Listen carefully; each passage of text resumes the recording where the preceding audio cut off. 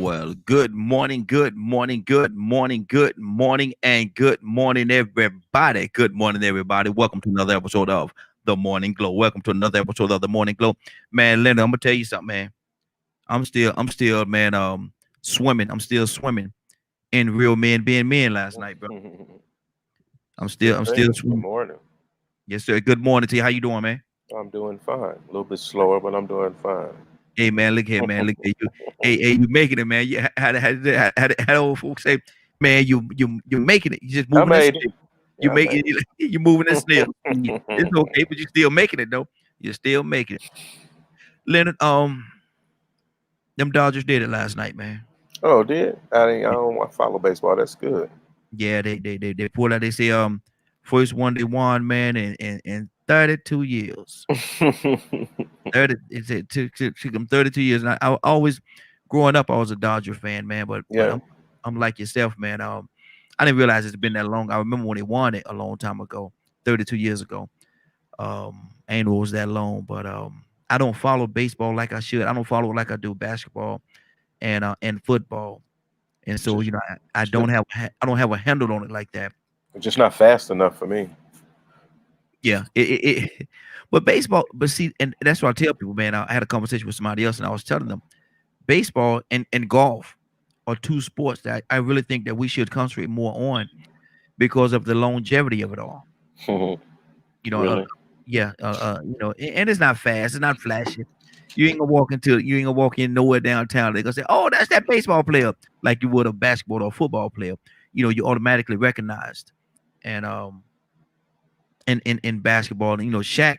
Where can Shaq go? Where can Jordan go?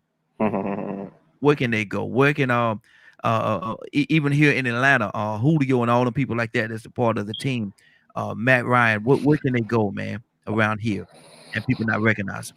Nowhere. Not well. I mean, sports fans gonna recognize it. Yeah, exactly, But exactly. I like the. I remember baseball, and you say the Dodgers won, right? Yes, Jackie Robinson. Who did he play for? Ooh, did he play Jackie Robinson? Did he play for New York? I look. Let me look it up. Mm-mm. I can't remember. I think he played for the West. Okay, I'm about to look that up real quick. You hit me with one that time, brother. You hit me with one. I'm about to look this up. Let me see. But while I'm doing that, man, we got a topic we're gonna talk about today too. Way And out Wednesday. yes, sir, yes, sir. And so let me do this. Let me do. I was gonna wait till everybody came along, till more people came on the Excuse line. me. The Dodgers were in Brooklyn. Yeah, yeah, they were the Brooklyn Dodgers for a minute. Yeah, yeah. That's when That's I where he believe played for. Robinson played, Okay, and it was in Brooklyn. okay. And that was a player there, man. The That was a player. You had a only Brooklyn. reason why I remember that is because as a little boy, I was Jackie Robinson Mm-hmm. in a play or something like that. I remember he played for the Dodgers, but they were Yep, in Brooklyn. yep. I just looked it up. You're absolutely right. The Brooklyn Dodgers. Yeah, yes, sir. But let me ask you a question, man. And this is it depends on the individual how they answer this question. So it's a personalized question. But and I never say perfect because there's nothing that's perfect. But what do you equate as a good? What is a if you're a single man, 25 years old, Leonard? What is a good date? A good date. Yes. I guess one that I enjoy. I mean, it don't take a lot for me though. Mm-hmm. It could be at the park. It could be anywhere. Mm-hmm. It just depends on the person I'm with, I believe. Okay. Okay. Okay. That's good. That's good because and like I said, that's an individual question. Where I went, so we talk about a little bit of everything. People joining in and say, "Man, y'all supposed to be." Man, we on Wednesdays we talk about whatever you want to talk about. That's what we do on Wednesday. So we're going to go to Leonard in a minute and find out what he want to talk about today. And we got Kurt with us this morning. Good morning, Kurt. How you doing, sir? Kurt Neal. Kurt, wake up and go to sleep. Kurt, you there? Kurt, unmute that phone, man. You just talking away, Oh, brother. we don't know what Kurt. What's Kurt doing? What Kurt doing over there, man? Oh, What wrong? What wrong with him? What wrong with him? What wrong with him? But let me ask you this: what are some of the questions? And we're gonna ask both sides of this coin. But what are some of the questions that you should ask on the first date? Is there any particular question that you should ask on the first date? Yes. Mm-hmm. What are they? Uh, okay. Well, I get what you're saying now. Mm-hmm. One Okay. of the, one of the questions I tell folks, Ryan, especially can you young hear me? men, we We hear hear you you. now, Hold on. bro. I tell him, when was your last menstrual cycle?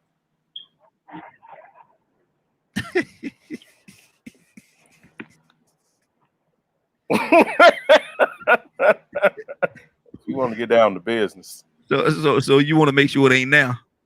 I just need to know where that time frame is at, where that's at. Put you on the Lord. calendar. Put you on the calendar.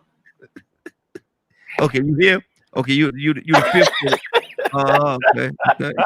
Y'all boys better hear me when I tell you now. I'm not telling you something I heard. I'm telling you something I know.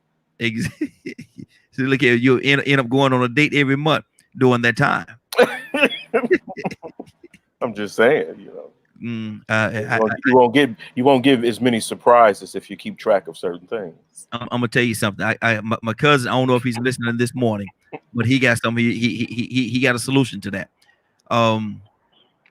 I can't say that right now. We'll talk about it later. He got a solution to that though. Curtis, good morning, sir. How you doing this morning? Morning, man. Y'all boys tripping. Kurt, we asked the question. What is and we said there's no perfect thing. There's no perfect. There is no perfect. But Kurt, you're a young man. You're 25, 26 years old. Kurt, what is your vision of a good date? I was married then. What are you talking about? Oh Lord. You ain't lying. I was married myself, dog. You know what I mean?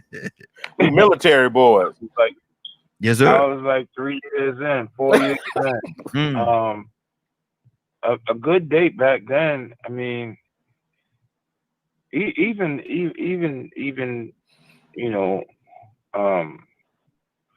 like you making me think about like my first date with my ex-wife. Mm-hmm.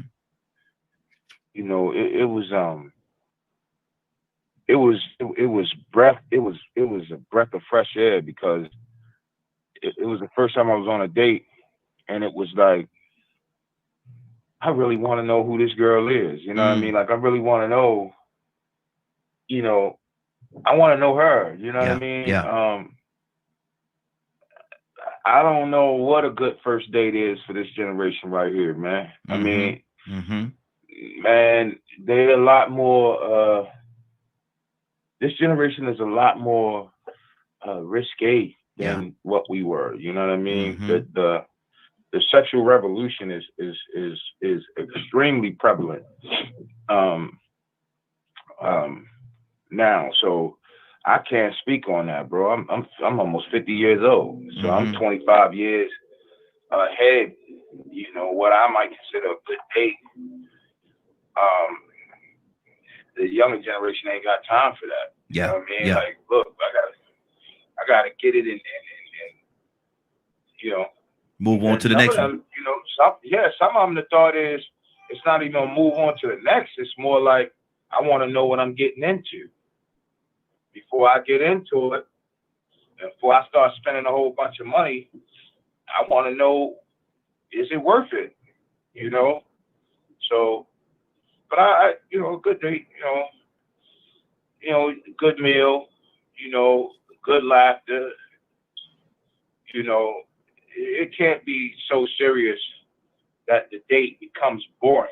You know what I mean? That happens. You know, you can go on a date and it's so serious that you like, man, Lord, if I wanted to go to church, I'd have just, you know, I just went to Wednesday mass or something, you know, like, you know, I just went, you know, I would have got up at 7 o'clock on Sunday morning and just stayed in church until 6 that evening, you know? So I think good food, good laughter, you know, and honest conversation, you know, about who you are, what you are, you know, where you been, you know. And you per se got to say who you been with, you know, because at the end of the day, any real person, that don't matter. That's, I mean, it's in your past. Like, the past is the past, you know, but Yeah, that Oh, would be my take. okay, now you said a couple of things, Curtis. You said you might not want to ask who you've been with. You might not, because you might not like that number of people. But is it, and you said eating. You said eating as well. You know, I'm waving over some of the things that you said. You said eating as well. Now, a lot of times, if a guy go to a club and he buy a young girl a drink, he's pretty much expecting something. So if he take her out to dinner and he buy her dinner, pay for her dinner, do you think a lot of guys will okay? Now I bought you dinner. Now, look at And that is so ignorant. It is. It is. It is. I was just, I, I was just going to say that is Power Ranger ignorant. Mm-hmm. That is, you know, I'm so sick of this. Like, I don't. We at that age. We at that age, Kurt. We at that age, bro. Yeah. Come on. But see, now keep in mind that I'm talking. Hold on, Kurt, let me say this. Keep in mind, I'm talking about a 25 or 26 years old that haven't reached that level of maturity. Some of them think like that, and that's okay. That's the generation we in now. Okay, listen, 25-year-old America. Mm-hmm. Stop doing things with the expectation of getting something in return. Come on. You ought to want to give somebody else a good time. Because exactly, because the good people in society who can do something for you will not do it solely because they know or they have learned that you are that type of person that only do for others when it's beneficial for you. Yes. Mm-hmm. But see, that Curtis, that's the thing, though. You got so many people that think like that, and naturally, us three, neither one of us think like that, have that idea, that mindset. That's not who we are or where we are. But Curtis, it's so unfortunate, man. You got so many people, they ain't gonna do nothing for you unless they could get something in return. That's just how people think, man. And it's crazy. It's sick to me. But at the same time, you got people that feel that way, man.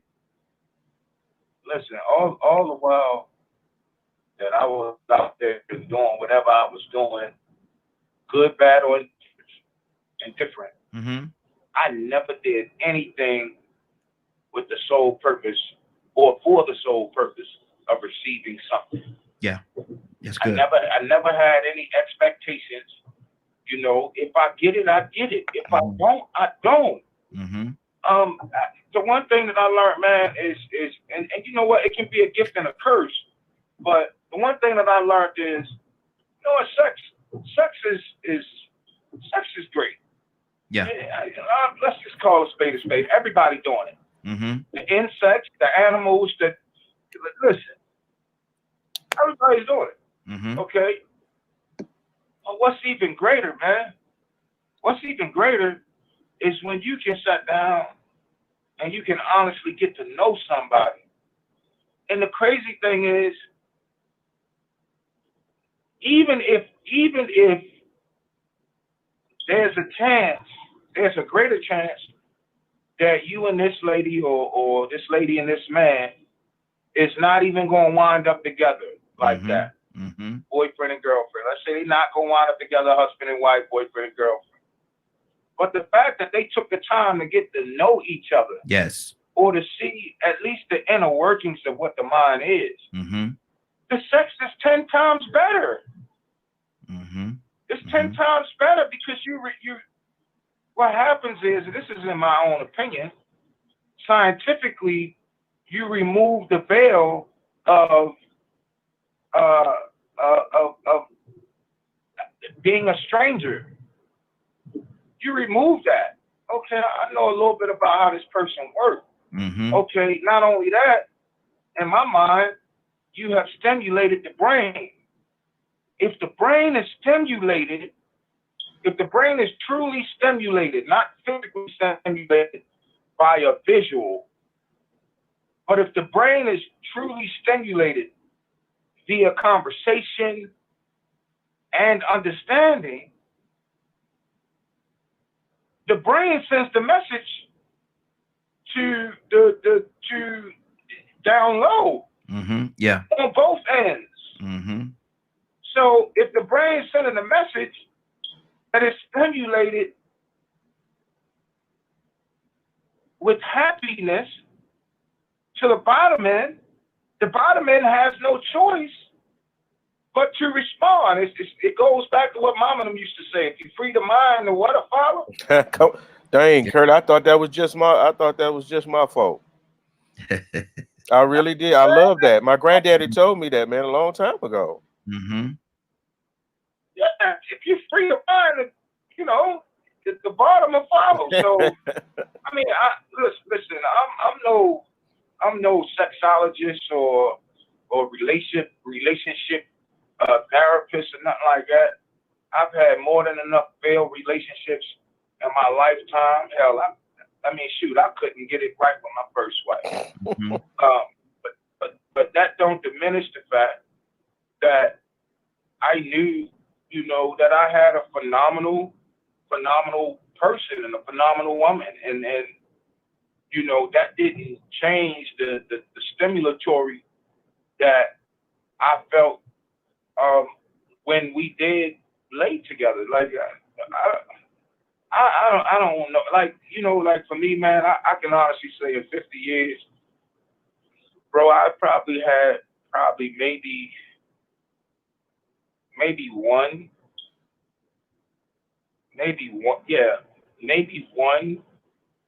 night stand. Mm-hmm. Like I don't know what that's like. Like I honestly don't know what that is like. Yeah. Because I just don't. I never rock like that, man. And I'm not saying that I'm perfect by any measure. Absolutely. Oh, hell no. Hey, I'm not. hey.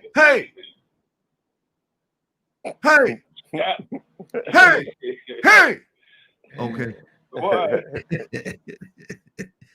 You know what I mean? But I don't know, man. You know.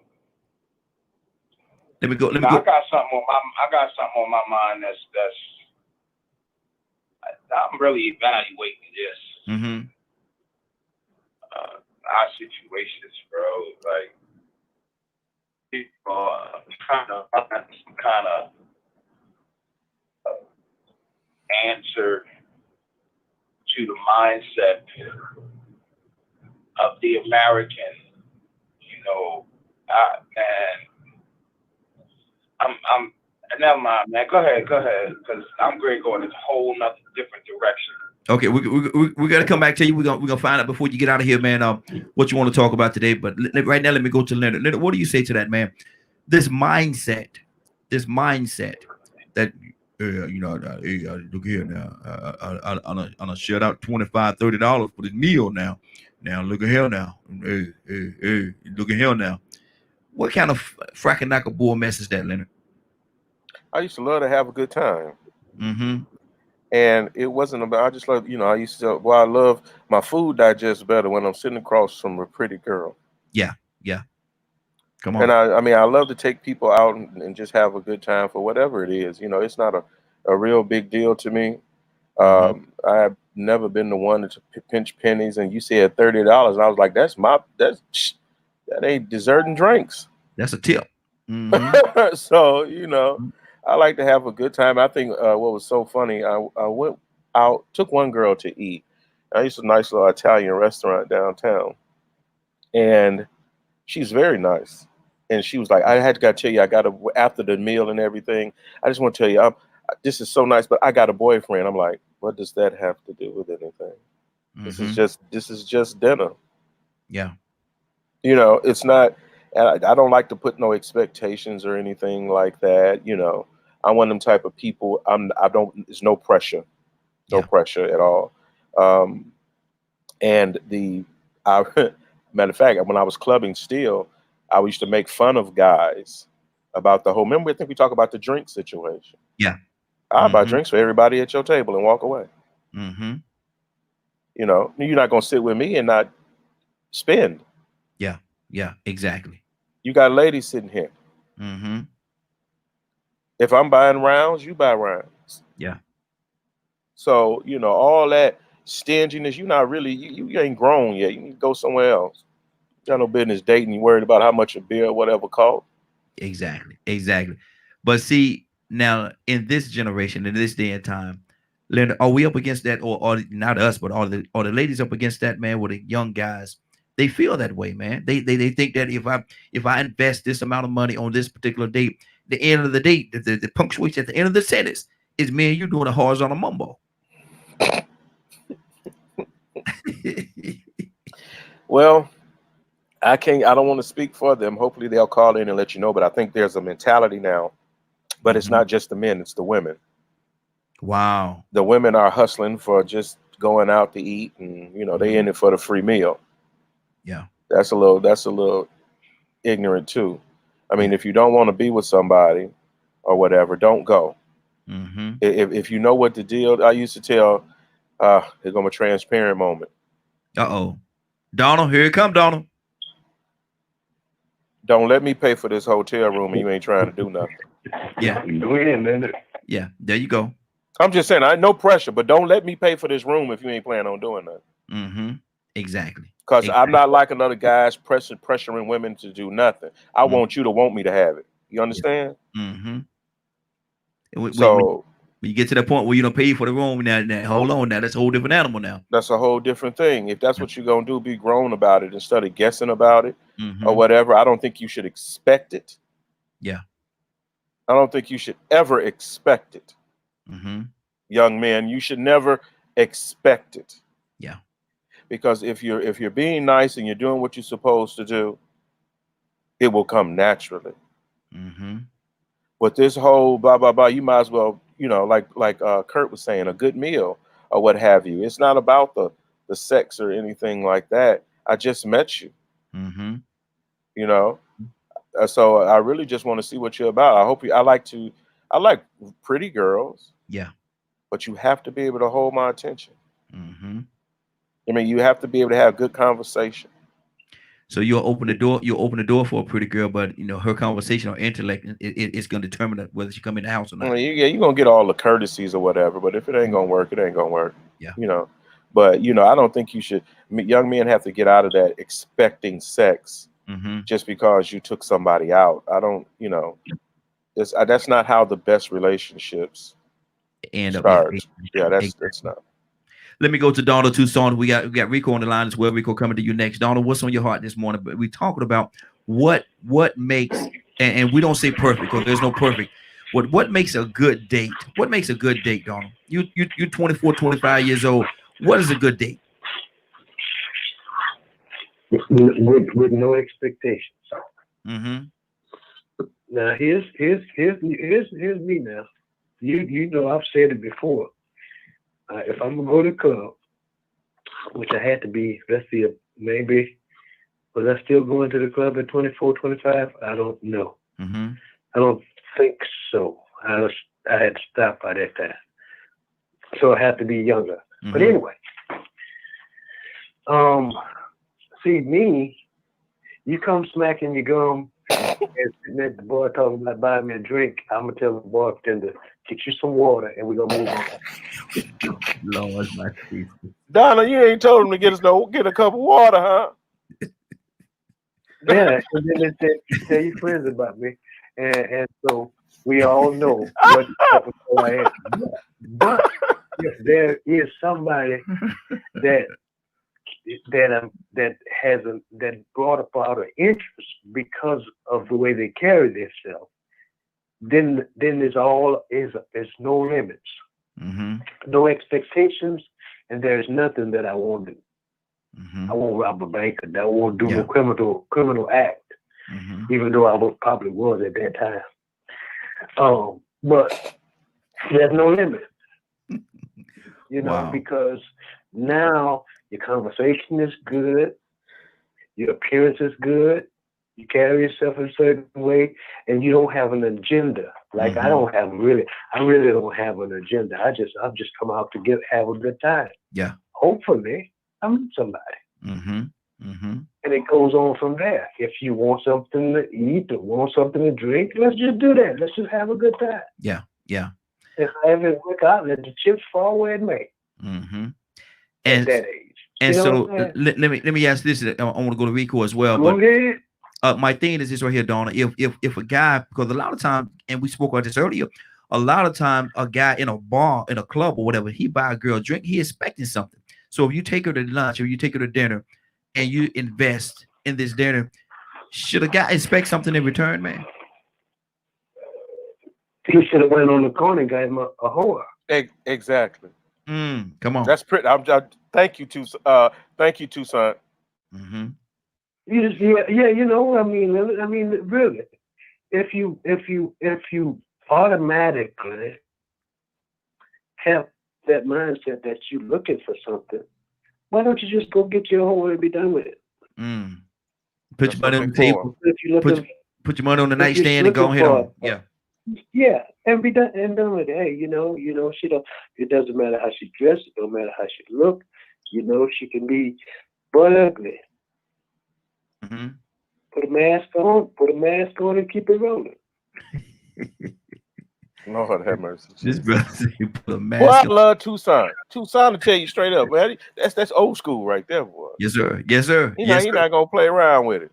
Mm-hmm. You know, I get frustrated with that game, you know. Mm-hmm. Let me go to Rico. Good morning, sir. How you doing this morning, Rico? Hey, man, I'm here, man. How y'all doing, man? Hey, doing good, brother. Glad you called in this morning, man. We asking a question. What makes a good day? What makes a good day? Yes, sir. It depends on what that person is looking for. Mm-hmm. Yeah, if he's doing it with pure intentions of wanting to get to know somebody because they seem interesting, having and sharing experience and creating memories, and probably meeting somebody that they can create more memories with, then man, you won't even think about sex. And it's crazy because, you know, it's been times when, you know, especially when I was younger, that was some of the first things, you know, you do with that physical attraction. It's going to be something that attracts you about that woman. Yeah. But it's been some women out there that were so bad. I still changed the way I talk. I talk proper. Good Lord. I mean, man, I was so, look, they were so tight. I went to be a person that I always really wanted to be. You get what I'm saying? Yeah. And I felt comfortable enough to be that person. And it took my mind somewhere where it made me not feel like I was even having any intentions. It was just pure memories. And when I was done with that day, I was like, man, this is crazy. I didn't even look at her sexually, even though she was very attractive. Yeah. That was the last thing on my mind. I enjoyed the time. Yeah. And you know, and I was such a physical, you know, person.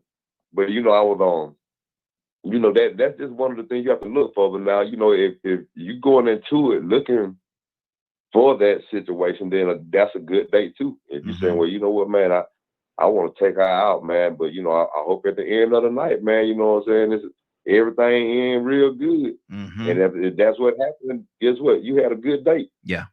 So it depends on what the person is looking for. Now, what do you know? Really, what it comes out to. Now, what do you say to the individual that we spoke about earlier, man? That at the club, he buy her a drink, and now all of a sudden he expecting much less if he take her out to dinner, and pay for that meal. Hey, now, you know that I shared out the money for this meal. Now, look at here now. Hey, it's about to be that time. What kind of that's a caveman mentality. Yeah. Somewhere the only thing they know is if I do something for you, I get paid for it. So I went to work and got paid for my money.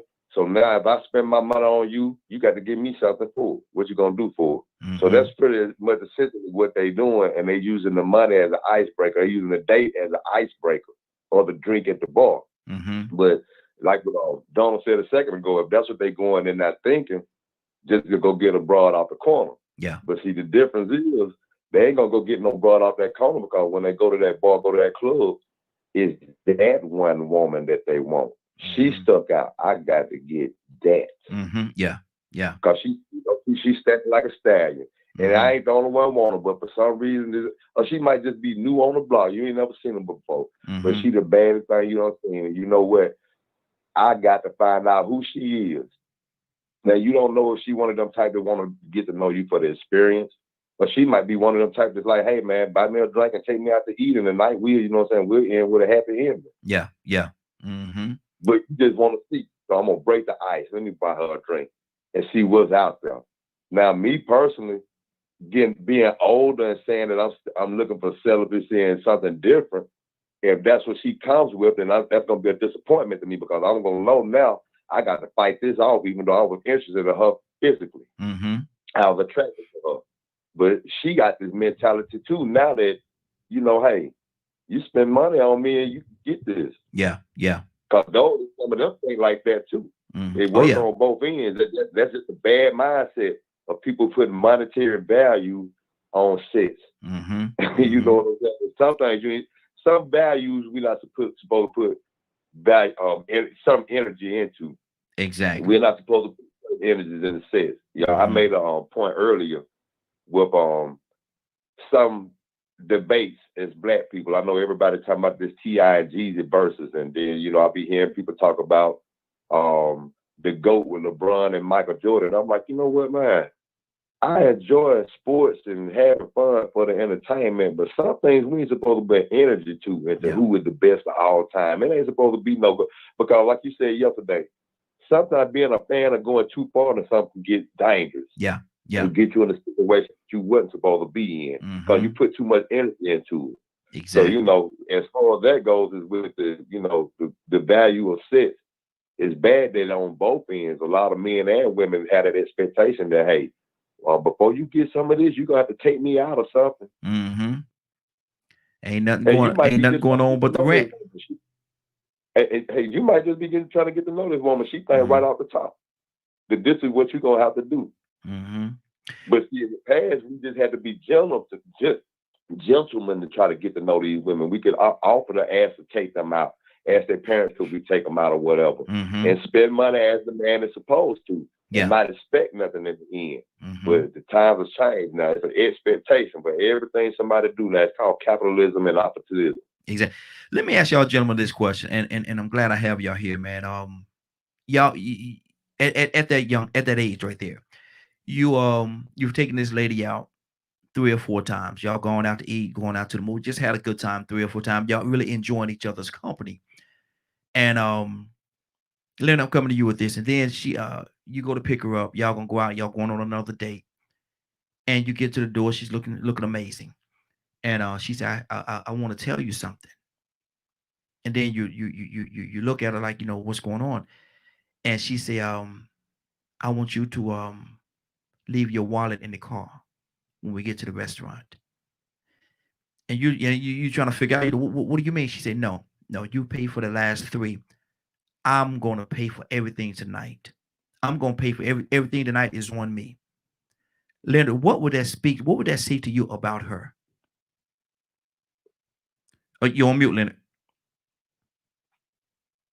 That's fine as well. I didn't have all those crazy rules and all that weird stuff. I usually pay anyway. So it's cool. I mean, I don't think it's no big deal because it's not. That's not where my value is. That's not my value. Is not on who pays or. Would that make you look at her in a more favorable light? Because because a lot of ladies, they go, oh, you the man, you pay. They got that attitude. You the man, you pay. But she come to you and she say, look here, no, you pay for the last 3. I want to take care of you tonight. Would that make you look at her in a more favorable light, just because of the fact that even if you let her do it or not, just because of the fact that she wanted to do it, would you look at her differently, in a better way? Yeah, I mean, she's a decent person. Yeah. There women have things as well. They go out to eat more than we go out to eat, I believe, and enjoy. One thing, women love socializing. A lot of women, especially women with good jobs and everything. I mean, it's just so good to see a lot of my friends, the younger generation, they traveling. Young women are doing what they want to do. They ain't sitting around waiting on no dude. And they able to take care and enjoy it and provide for themselves. Yeah. So it's not a big deal to me. Like, say for instance, I'm surprised, like when my wife pays for something. So it's different, but it's all good. Exactly. I used to always, man, if I take you out with me, I'm treating you just like I like to be treated. Yeah. Yeah. So if it's a weekend thing, it's a weekend thing. Mm-hmm. I just want you to enjoy yourself. Yeah, there you go. That's good. That's good. Kurt, what do you say to that, man? She tell you, look, when we get to the restaurant, leave your wallet in the car. It's on me. I got you. I got you this time. You paid for the last 3. This one is on me. Kurt, would you look at her differently, or what kind of light would that shine on her in your heart? I just let me know that she's a person with a reasonable understanding of, you know what I mean? Like, okay, she ain't selfish. Yeah. I mean, who wants to be with a selfish individual? Anybody that want to genuinely be with somebody, with another person who is selfish and self-serving, they're a fool. Yeah. Exactly. You know what I mean? But they ain't even a fool. They what you call a new fool. You know what I mean? Like, come on, who want to tolerate that, man? Exactly. Let me do this real quick, Kurt, because gentlemen, I got to tell y'all, man, she's here. She just pulled up. Good morning. Look here. The chauffeur just opened the door and let her out, and she's walk. I see her coming through the door. Dressed to the nines. Cassandra Green. Good morning, young lady. How you doing this morning? Good morning. How's everyone doing? Hey, doing good. Hey. Cassandra, I'm glad you're here because you're gonna bring this thing from a female's perspective, and I want to hear your heart on this. What makes at 24, 25, 26 years old, Cassandra? What is and we don't say perfect, but what is a real good date? What do you say is a real good date? 20 at that age range? Yes, ma'am. Really, dinner and a movie is plenty. Even if it's a walk in the mall is good. I think in that age range, you just getting to know each other. Sit down with a coffee or tea. If you drink tea, they're into the healthier things now. Having a cup of tea at a spot. Just something simple. It doesn't have to be, elaborate. But if you go older, then of course dinner and a movie for me is plenty. But a good date is just getting to know each other, because that's what the beginning of a date is. Okay. You're trying to get to know each other. Now I saw a picture of this on Facebook a couple of months ago. And Cassandra, I want to hear your heart, and I'm gonna go to Enrico and find out what do you think about this as well. But you meet this young man, and y'all going on y'all first date. He come pick you up. You dress real nicely.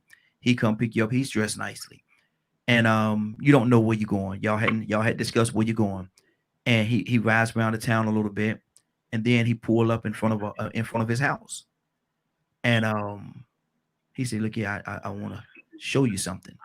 Get you out the car and walk you through his house. In his backyard, he got a whole nice, beautiful display set up, picnic style with lights and candles and all these different things set up. Beautiful setting, meal and everything is there. Got a picture screen where y'all can look at a movie right there in his backyard. Would that be sufficient? Sure, that's more than sufficient. I would love it. I mean, I'm sure most younger women would love it. That's very romantic. Yeah. Okay. I would. Now, Rico, the young lady, she says she come to take you out, and she take you to her house, to her backyard, and the same display is there. What do you say to her, Rico? I'm gonna be very flattered that she had that she put that into impressing me like that. Now, I guess it depends on the type of woman that she is. You know what I'm saying? I mean, but she's definitely making a pitch. Yeah.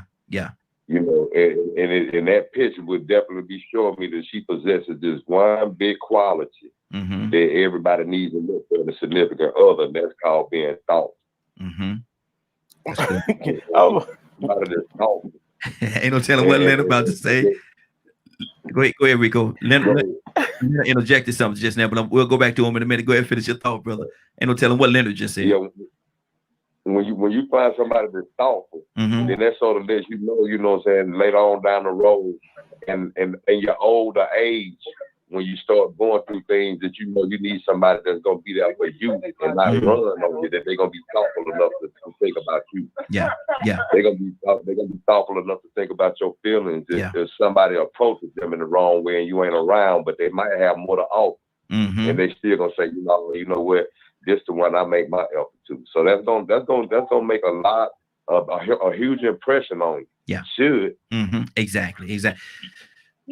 What if Leonard and I want to hear what you was thinking just now, but let me ask you, what if you put that effort into it and she come up there and you say, baby, what do you think of this? And only thing she say, it's all right. Would that be a downer for you? If you know that she really don't appreciate it? Kurt, mute your line for me, Kurt.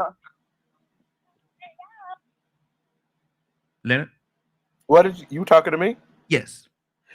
Oh, I mean, it's not. I had started laughing because I was trying to think about like with me and my wife, for instance. Well, like when we first met and started to get one another, and I think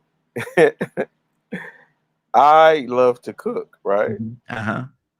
And when she would come over or what have you, I always had a tray prepared, cheese, wine, fruit, or what have you, because that's the way I normally would be. And she was like, Negro, a silver tray? Because that's just how I was. Even now I still cook. I put, people see stuff I put online and I cook, and I still cook and things like that. But I'm a very natural type of dude, and I don't like fronting and stuff, right? So sometimes you be doing too much. And like I love what Miss Cassandra said, she would love something like that. If men don't realize, if you just put some heart into something and invite a woman over, or even if you ain't got to that point where she gonna come over the way you live yet, try to somehow personalize it, because you want to have a good time as well. And I've always had female friends, and so I would always take them out. It wasn't a big deal to me. I used to tell people, I wish Christy was on the line this morning. Oh my God, I know, boy. She go in. There's a point. I think that there's a woman that you want, there's a one that you should have, and then there's one that you need. Yes. That ought to be your rotation. So you need 3 women. That's up to you. Okay, I'm just I'm the question. But, it was, and when I told you that, when you asked me what's one of those important questions, and a lot of women will laugh when I say that, but that's what's important to me. Yeah, I need to know when your menstrual cycle is. Cassandra. Yeah. Okay. That's an icebreaker. Yeah. A shiver just went all through me when you said that. I just got chills all through me.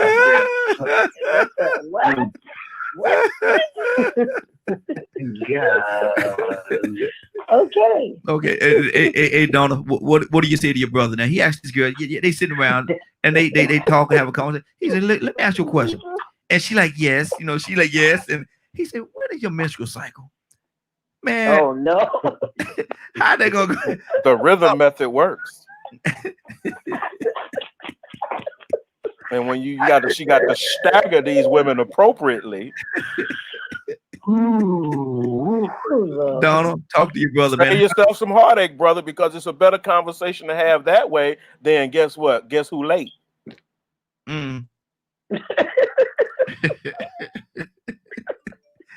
Lord. Donald, we lost you for a second, brother. Donald, talk to me, man. I had to hang up and call back.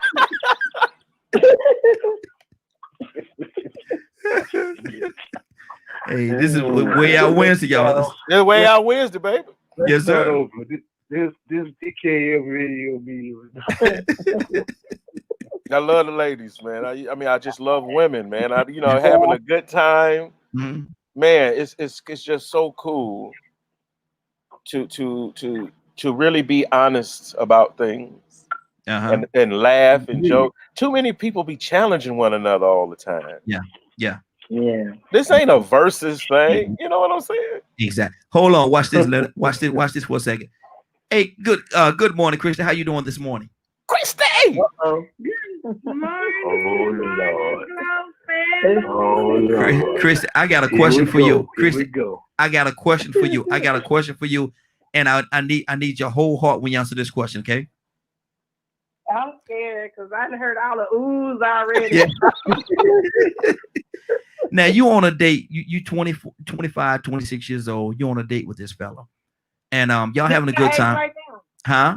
Of course. That's my age right now. Absolutely. And y'all at the restaurant having a real nice meal, or maybe even at his house. You comfortable enough with him to go to his house and y'all having a meal. And in the midst of the conversation, he say, Christian, let me ask you a question. Naturally, you say, yeah, go ahead, it's okay. And he asks you this. How do you respond to this? And soon I ask you the question, I don't want you to think, I just want you to totally respond. Now, don't you cuss, Christian, but I want you to I want you to totally respond. My first reaction. Exactly. I want your first reaction. He look at you, he say, Christian, when do your cycle come on? God have mercy. What? How do you respond to that? What? Yeah. Now that's Leonard's question. That's Leonard's question. Now before you answer, that's Leonard's question. He said he makes sure that's one question. He asks it on the day he want to know when the cycle is. Oh, I understand why Leonard asked. I know why Leonard asked. He worried about that voodoo. Oh Lord. I didn't think about that. That's a whole different comment. Oh Lord. He want to make sure y'all ain't eating no spaghettis and that. So he want to. She's so crazy. She's so crazy. Go ahead. I used to have it on the calendar, bro. Yeah. So so there ain't no surprises. I think that's not a question you ask a woman. Like, you tell your doctor. Personal. I mean, unless you have somebody a little ratchet who probably don't even care that she is on and do whatever it is you like. So, I mean, that shouldn't even be a question on a first. I mean, if it's a first date. But like if y'all been dating and doing some stuff for a minute and y'all, that might be appropriate. You might, have that door open. But for me in my house. Stop it, Christy. Stop it. Maybe I'm a sociopath. Maybe I don't know. But let me ask you. Let's flip it for a second, ladies. What are one of the questions that you want to ask? You want to ask this guy on the first date? What are some of the very important questions? Christy, I'm coming to you, Cassandra, that you would definitely want to ask him on that date. You know what? I'm gonna tell you something. Oh, and Lord. This is just me. For real, I think on a first date there shouldn't be a whole bunch of questions in the first place. I think it's more of an observing, talking, letting the subjects, kind of just flow as they flow. And you take the time to get to know that person. The first date is not a date where you need to make a decision of, oh, this is my husband or this is the man I'm going to be with the rest of my life. But that first date is like it's an introduction. You're introducing yourself. But how do you know? How do you know, Christy? Rather, that's going to be a second date, though. You'll know because there's some red flags that's gonna flare up. I promise you, there's gonna be some red flags. If it ain't no red flags, then you can have a second date. But those flags, you gonna meet people representative on your first date. The first time you meet somebody, you're gonna meet their representative. You're not gonna meet who they really are. You're gonna meet who they want to be, who they think they are, or who they think you want them to be. You're not gonna meet the real them on the first date, no way, because that's just, hey, I'm interested. I want you to, da da da da da da. That's real life on the first date. That's what it is. Okay. On a second date, you got to feel, I'm talking about for me, because I'm in a dating scene. So I know for me on the first date, hey, I want to take you out. Cool, we can go out. But I mean, my expectations of the first date is nothing but that, a good conversation, a good meal, a good movie, or whatever we doing. And just to get to know your personality. Is not for me to have sex with you. Is not for me to say I'm gonna marry you or have a long-term relationship. All that, people want stuff so quickly, microwavable. You have to take your time, because I've learned, this is Domestic Violence Month, that you don't get to know a person until you get to know that person. You don't know what's behind them. they're gonna show you they're gonna get your hair done, your nails done. You're gonna meet the best of them that you're gonna meet. You have to get down to that core. And you're not gonna do that on the first date. And if you ask a whole bunch of questions, to me, a whole bunch of questions is a turn off. That's a turn off. You asking me a whole bunch of questions. Look, I don't even want to talk to you no more. I'm looking at something else now. I don't like a whole bunch of questions. Okay. Because allow it to be natural. Allow it to be a conversation.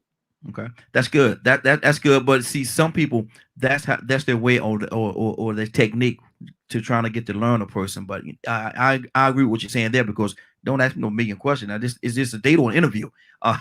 But Cassandra, Cassandra, what's on your heart? What do you say to that?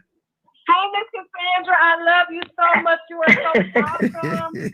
I love you. Hugs. All the virtual hugs I can give you. You are so awesome. Thank you, Christy. Thank you, Christy. I love you as well, and you are amazing. And thank you for Saturday coming in and blowing the place up. Christy blew the place up. But anyway, thank you again. But yeah, I agree with Christy. I want when we're getting to know each other, we don't have to push anything.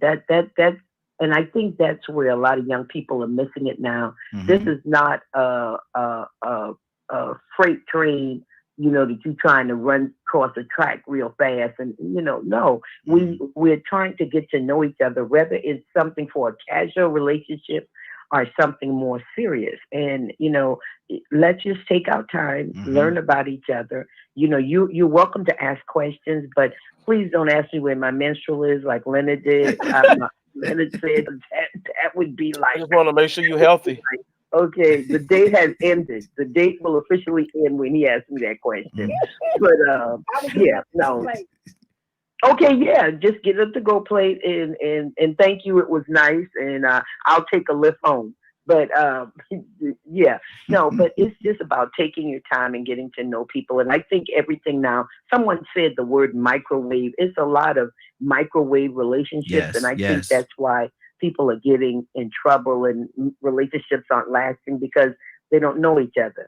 You just see he look good, she look good, he smell good, she smell good, he got a good job, and that's what I'm looking for, or she got a good job, and people are jumping into relationships without really knowing each other. Exactly.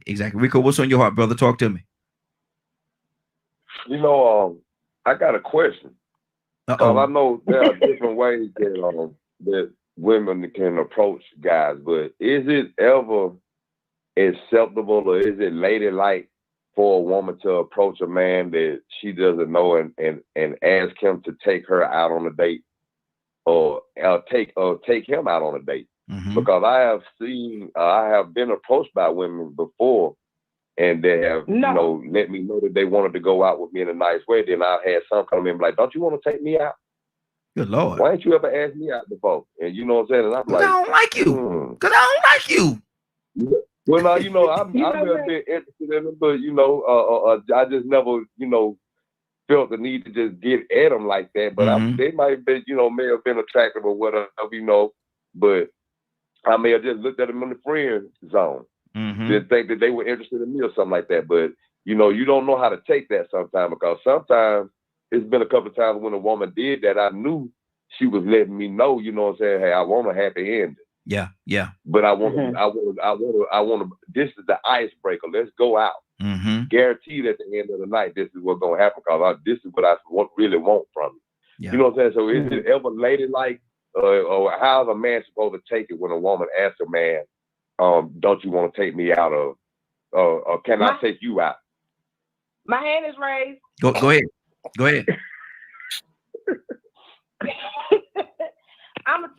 It's the society that we live in. I feel like those rules of ladylikeness and the rules that we put on men and women, I think those rules are kind of like thrown out the door.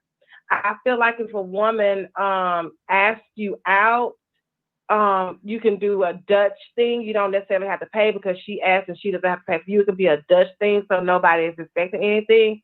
But the way we live in the world, if she wants that D, you know what I'm saying? You got women that's gonna come up and say, "Hey, I just wanna, have that." Pause. Oh, It's getting good, y'all. It's getting good. Come on. Wait Come on. Did I hear Christy say the D word? Yes, you did. Yes, well, why don't she got to go to the corner, Ryan? If I'd have said that, I'd have been in the corner. Okay, hold on. Hey, look at, hey.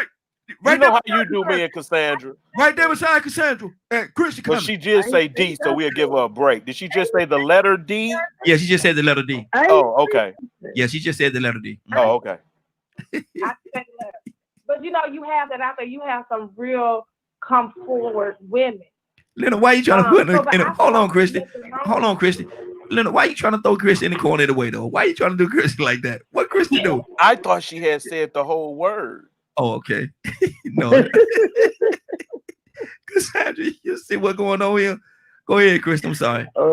Yeah. But you know, I think it's okay for women to be assertive, and I think it's okay because you know some men are shy or they can't. You know, because sometimes I'm gonna tell you something. A woman gonna give you a signal way before she asks. Yeah. And you ain't just pick up all the signals that she gives. So then she say, you know, I'm just gonna ask me, hey, you want to hang out? You want to go bowling? And you want to go get something to eat, and then she make her move. Yeah. I don't think that's unladylike, but I do think that if a woman it's just out there. So I feel like a man, you know, if you go back to tradition where the man is supposed to ask the woman out, the man is supposed to ask the woman to marry, you know, if you want to go to that traditional state, but now we have women asking men to marry them. Yeah. Yeah. You have women who go to buy rings and say, hey, let's get married, you know, let's do this. And the man says yes. So, or he says no. So I feel like, Rico, if you that fine, you know what I'm saying, got these girls on you like that, to where they just asking you out like that, nah, you be pimping. Nah, I'm playing. Let me go to Cassandra. Chris is something else. I love her, man. Cassandra, what do you say to that?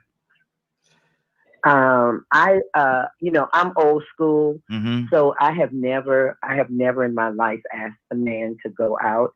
And at my age now, I'm still that way. I don't know. I'm, like I said, I'm old school. If he's interested, then I feel like he'll ask. Yeah, there are signals that we pass from each other. And we know, you know, if someone is, you know, it may be even an eye contact thing, but no, I'm just old school. I've never asked a man out, and that may not be good because sometimes you may be interested in someone. Someone may be.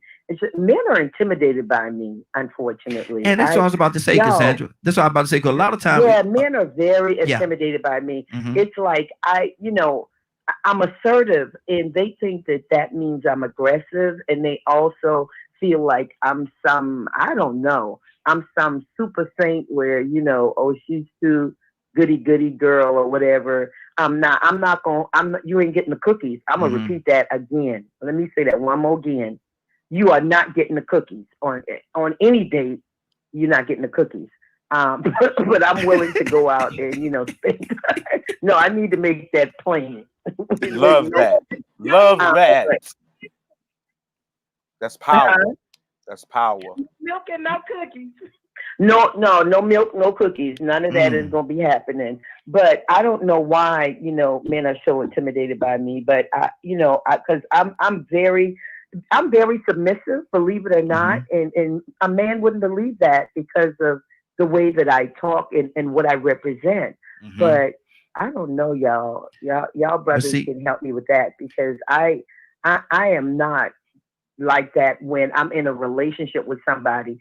What I do is what I do, but in a relationship, I know how to be a woman. I'm a woman, you know. And see, but a lot of times certain men are really intimidated by certain women, and so they wouldn't go up and approach those ladies at all, not because they don't like them or not that they don't find them attractive. It's just that they're intimidated. They got this little boy mentality about themselves, and they won't step up to the plate. And they could very well be the perfect person for her. That's so cute. Perfect person. Yeah, absolutely. Absolutely. Because I'm not high maintenance. You know what I'm saying? I know high maintenance sisters. I am in no way high maintenance. Simple things mean a lot to me. Like I mentioned, walking in the mall. You know, we can go on a date, walk around the mall, look around, you know, go on a train ride on MARTA, simple things. Go for a ride in the country. You know, it's real simple. It doesn't have to be anything, you know, huge. But for some reason, men think that, you know, I'm something different. But anyway, exactly. Yeah. Let me go. We got another caller. Caller, what's your name? Where you calling from? Hold on 1 second. Let me touch this caller. Caller, what's your name? Where you calling from? Good morning. This is Annie from Mississippi. Hey, Annie. Good. Hey, Annie. Hey, how are y'all? Hey. Annie, do you feel the love, sister? Do you feel the love? I feel the love. I really do. There you go. That's good. And now I need to ask you this question. First of all, break loose. Look at, yes, sir. Yes, sir. I'm gonna ask you the question that Leonard said. I want to go here with you first. Don't be asking her my question. You want to ask it? Go ahead, Leonard. You ask the question. Well, you ask the question. Okay. Ahead, but my thing is this right here. Annie, you on a date with a young man in a restaurant, or maybe even you go to his house, and y'all are having a fantastic time. You know, maybe your third or fourth date, you're having a real good time. And he said, Annie, can I ask you a question? Now, obviously, you're gonna say, yeah, you can. Yeah, you can. Yeah, what's going on? And he look at you. He look at you across the table, right in your eyes, and he said, when did your cycle come on? How do you answer that? Oh, God. I called in on the wrong day right here. Some told me don't call in this morning. I don't know why they called Miss Annie? Now, do you remember Leonard been in Louisiana? We did that. He said it was voodoo. Jesus. That is something. I don't think that has nothing to do with it. In my life, a guy asked me that. Oh Lord, have mercy. I don't know what I would do. Probably get up and walk out, because that's kind of out there. I don't have an answer for that one. But let me tell you something. The reason I called in this morning, I know it's way out Wednesday, and I want to set the record straight for some people out there that always saying that we are blaming Donald Trump for this coronavirus. We're blaming him. I want to set the record straight on something. Set it straight. I hope many people are listening. I want to open your eyes to something. South Korea had their very first case the same time the USA had their very first case. They had their very same time. Now, in the numbers, they have a fraction of the deaths that we have. Now, Trump administration said yesterday they're putting out there that Trump defeated this coronavirus as part of his accomplishment. That's a lot from the pits of hell. Yesterday alone in the USA, 1,000 people died from coronavirus. And yesterday alone, the numbers are spiking every day. So for the people out there who think that we're Democrats and we just hate Donald Trump, it's not that. Donald Trump did not act quickly enough. Even after he found out, which he knew back in January, he was told. He did not act at all due to the stock market. He did not want the stock market to drop. Well, watch this right here. After he was told, when people start dying back to back to back, he knew it was here. He knew it was airborne. He knew it was deadly. But this is what he did. He said it's a Democratic hoax. How can you say it's a Democratic hoax when you've been told already that it's coming, and it's coming swiftly, and it's 5 times more dangerous than a regular flu, and it's airborne? How can you even say that? So keep in mind, even after he was told and everyone knew it was here, he still didn't act until many people started dying, and that's when he pretended to care. So for the people out there that think that we Democrats don't like Trump, well, I'm the first one to say I don't like Trump. And let me say this right here. The reason 222,000 people a day is because he did not act quickly enough. He did not. Had he acted quickly enough, we would have had a fraction the way South Korea does. He did not act quickly enough, and that's why people should open their eyes up this morning and go out there and vote. People are voting red all because of his comedy show. I've never in my life seen a rally. It's like Showtime at the Apollo. All he do is joke, the same old boring line, the same old crap, and the people eat it up. They have better realize, listen, y'all better realize, if Trump get back in there again, you saw some of him the first term, but the second term is going to be deadly for all of us. It's going to be a tragedy. It's going to be devastating for each of us. He's going to show you who he is. Like putting that female up there on the Supreme Court, right in the smack dab in the fourth quarter of the election. Totally out of order. Totally. But you know what? He called himself thinking 5 steps ahead of us. He thinks he's playing chess and we playing checkers. That's what he thinks. He knows that this election is going to be a landslide for Biden. He knows this. So he can do something in order to have it get to a Supreme Court for the ladies to vote in his favor. He thinks he has everything strategically lined up right now. He's thinking way ahead about what he thinks he is anyway. He thinks he's the smartest person in the room. He really thinks he is. He's really a con man. And people better wake yourself up to stop voting because of what he states to them. If you ain't done nothing in the first 4 years, you can't convince me that you're going to do something better in the last 4. I am not impressed with what he does. He murdered 222,000 people. He done that. He done that. And he should be in prison for doing that because he did not act quickly enough. Now, and that's what I want to say. Now, let me ask you this question, Annie, while we have you here. Will you take a moment and just tell us how you really feel? And this being Way Out Wednesday, I was going to talk about the same thing that Annie just said. Go ahead, brother. Go ahead. And when you started off, we just went a different way with it. Because just like Annie said, you know, I am so disappointed in black men right now with this issue. I've never seen anything more backwards. It's just evidence of mental depravity. That's one of the big words there, boy. God almighty. Go ahead, brother. We're proud of you, brother. You use them big old words. Go ahead, Lem. It's this whole mentality that he who has the most is better than everybody else. Yes, sir. Even if I did not like Biden and Harris, they are for the majority of the people. Yes, sir. I don't care if I had $1 gazillion. There's nothing that I would want to see decent men, women, and children suffer. If you are supporting Trump, that is what you are supporting. And that is, to me, you are an infidel. Yeah. That you would support anything that would take food out of babies' mouths. Yeah. That would completely disregard women. I'm a man, I can do a lot. But you went after the weak. How can you be that way? People who are already disenfranchised and hurting, like she just mentioned how terrible coronavirus is, and you want to get rid of health care?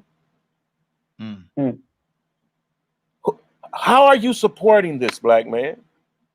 You talk about where you come from, single mothers doing the best they can on need in the projects and all this, and you support a man that would destroy these people. Yes.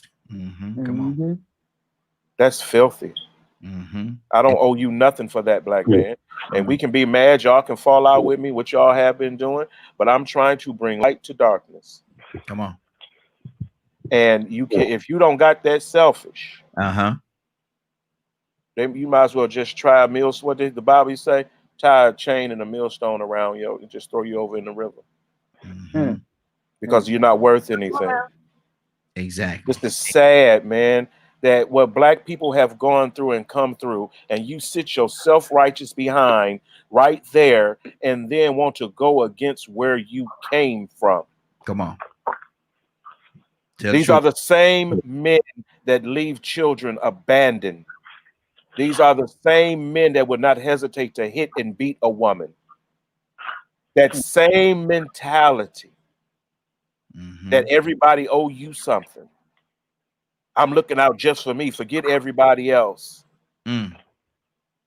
Because you are the one that caused your life to be a problem. You the one was in and out of jail and this, that, and the other. So now you've let this devil pitch you against our entire culture. That's sad. And there will be no unity as long as these men are in our communities like this. Exactly. Cassandra, talk to me. Yeah, I was hoping we would get here because that's part of the reason I called in this morning, because I am sick and saddened at the amount of people of color. Listen, ain't nobody is saying that just because you black, you got to be a Democrat. Yeah. Just use wisdom. Just use wisdom. On, yeah. What are the better choices out of somebody that has cut food stamps, has cut welfare, and now has another bill that he's trying to pass to cut food stamps another time, that has cut Social Security, that is trying to cut out disability. He's trying to cut that down. Everything that would hurt people that are already struggling, that will cut housing programs. He's already cut, I mean, hundreds of thousands of people when it comes to the housing programs. Listen, you may be able, and this is for anybody that feels like he is, pro-black or pro-poor or anything. You're delusional if you look at what he's doing behind the scenes. That's why he keeps doing things on the front end to throw everybody off. Yes. He's signing bills back to back to back behind the scenes that you don't even realize if you're not keeping up, if you're not checking the records to see what he's doing. That's so right. you got all these women that will be single mothers, because the black community, we have a large amount of single mothers trying to take care of their children. So if I'm struggling right now on my low $10 an hour job to feed my children, you cutting food stamps and you're cutting the housing voucher that I get. Where the hell am I going to be? Where am I going to be? I get it, men. Some of these black men that are turning in his direction, I get it. Y'all gonna hustle. Y'all do whatever y'all got to do. And then some of them have made a little something, so it doesn't impact them that it does a woman in the hood. Come on now. And I'm just really sad and sickened that this is even a question.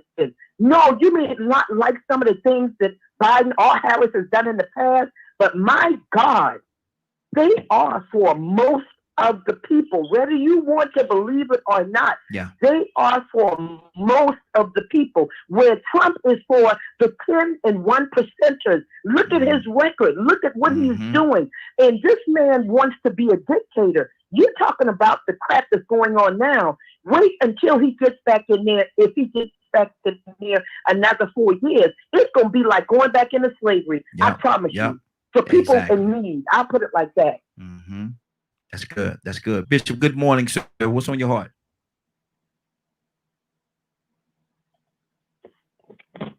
Oh man, I'm listening to the conversation, and I'm loving it because we got to talk.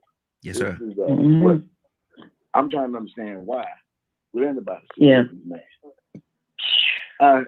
Why? And I looked at certain counts that have been brought against him. I just say rape. What he has done to so many women. What he's done to so many women. What has he done for America? Correction, what he has not done for America. I was sharing this conversation yesterday with a gentleman, and we were just talking about the divide. And this is where this nation has really gotten. We were never really hardly connected, but now it looks like we've gotten further and further apart. When you turn around and point this woman who has never really served, she was at university, she never really sat on the bench to try criminal cases or anything of that nature. But now you want to move her on to the Supreme Court. A court that you're in that position until you die. You're not voted out. You have to resign on your own. But at the end of the day, most of them stay there until they can't even breathe no more. So if we don't try to talk about getting out there to vote, how important it is to vote for the right person. Don't just vote party because you get stuck on the party.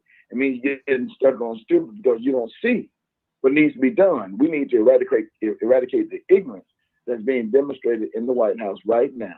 The racial divide, the injustice for Americans. And all these commercials, he attacking Joe Biden.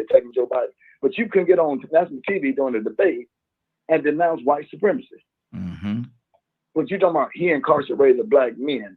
Well, he ain't the only one that incarcerated black men. Joe Biden wasn't the only one to introduce legislation. But like anything, when you learn better, you do better. So when your mind changes and you start focusing because you're seeing more police brutality, you're seeing what these officers are doing, and then this man giving them a pass. I love the police. I love it. And then the Fraternal Order Police or the police union supporting him. Why? Because you're trying to make them feel like, hey, I'm invincible. I got a gun. I can shoot anybody. More so those who are brown with black color. Oh, man, no. Y'all better wake up. This message has to get across the entire country and make these folks realize, don't vote because he ain't going to make America great, because America ain't nothing been great. I'm going to keep saying it. And if it was great, who was it great for? Because the show wasn't for us. It wasn't great for the Indians. That's good. That's good. Rico, talk to me, brother. Oh, man. I'm going to be honest with you, man. Trump really has showed what type of mental, almost a psychological game he's played on society.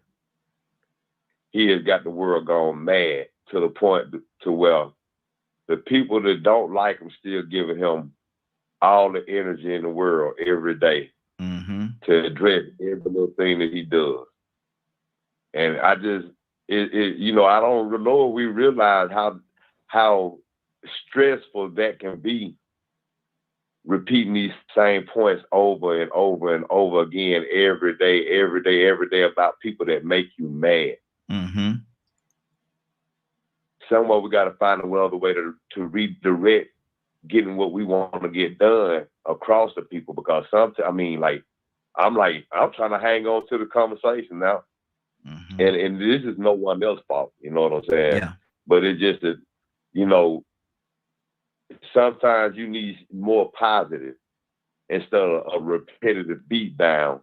Look at what he's doing. Look at what he's doing. Look at what he's doing. Look at what he's doing. Look at what he's doing. Look at what he's doing. It's just like, man, it's madness. We all know it. We see it, and we still got to hear it over and over every day. We got to find another route. We got to find another route to get people motivated to go out here and make a change. You know what I'm saying? And I ain't saying that the conversation got to change or nothing like this, but our way of delivering what we're trying to get across to people. Because sooner or later, some people stop listening when things get repetitive. And some people stop listening when they hear the name Trump. But Trump wants that to still keep happening. And Mitch McConnell wants you to keep that happening too. And Lindsey Graham wants you to keep that happening. There's a lot of people that's been behind the scenes still playing the games and reaping the benefits. They want you to keep saying his name. He was the perfect distraction. That's why I still feel like, I feel like it's people behind the scenes just letting him do what he want to do, so they could get away with what they're doing, and we ain't even paying attention to it. Exactly. But I just wish that people would not let them get to them so much, man, and just if anything, find a way to get people to get motivated to just get them out of there. Get them out of there. Absolutely. That's the big issue. Find a way to have that kind of solution to solve that problem. Because I ain't gonna even lie to this conversation. It took me in a whole nother direction. I was like, man, you know what? I'm gonna try to hang on for a second, but now I don't went into a negative light. You know what I'm saying? I'm like, I'm ready for them to start talking about God and Jesus now. Let's start talking about praying. You know what I'm saying? Cause I'm sick of Trump, man. Yeah. I'm sick of hearing it over and over and over and over and over and over and over again. But that's how you program people. And so I'm really seeing how it works, how that really works. And he is having a negative impact. Yeah. So imagine a whole country of people being impacted negatively, still giving this man all that energy to keep talking about these negative things. Man, this is a bad environment we're in. It is. It absolutely is. Christy, what's on your heart? I just want to say, like, I am, let me tell you something. I was working and somebody came in and said to me, as an African-American young man, and he said, I am for Trump because he is a great businessman and he will be good for America. And I looked at him and I say, well, you'll be in jail. Your mama will be out of the house. You on food stamps because you just paid with food stamps, so you're not going to have that. You out here hustling, so you're going to be in jail before you know it. And no forgiveness. So you keep on supporting him because you're going to be right back in the slave on picking cotton or whatever he wants you to do. And I want you to see how great it is for you as an African American male. Mm-hmm. But I think he has brainwashed people in the sense of his business mogul, Trump Tower facade.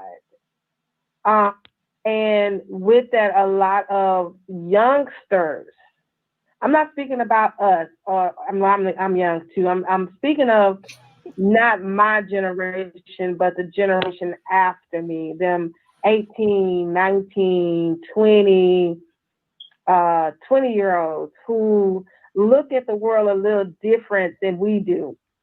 And this is where he's getting his support from. Some of those youngsters who think of it as business. Hey, it's business. It's not politics. Mm-hmm. And it's sad to say that they're not looking, because you have to understand too, a lot of people of color are not looking at his voting, what he votes for, his policies, what he really feels and what he thinks. They're only looking at what he shows them and believing it. Like a lot of people don't believe COVID is real still to this day. Wow. There's people that think of this, come on, I can't wait for Trump to get in office because COVID will be over. How can COVID be over if he gets presidency? This is a virus that is not going anywhere until we do things just like the Spanish flu or any other thing.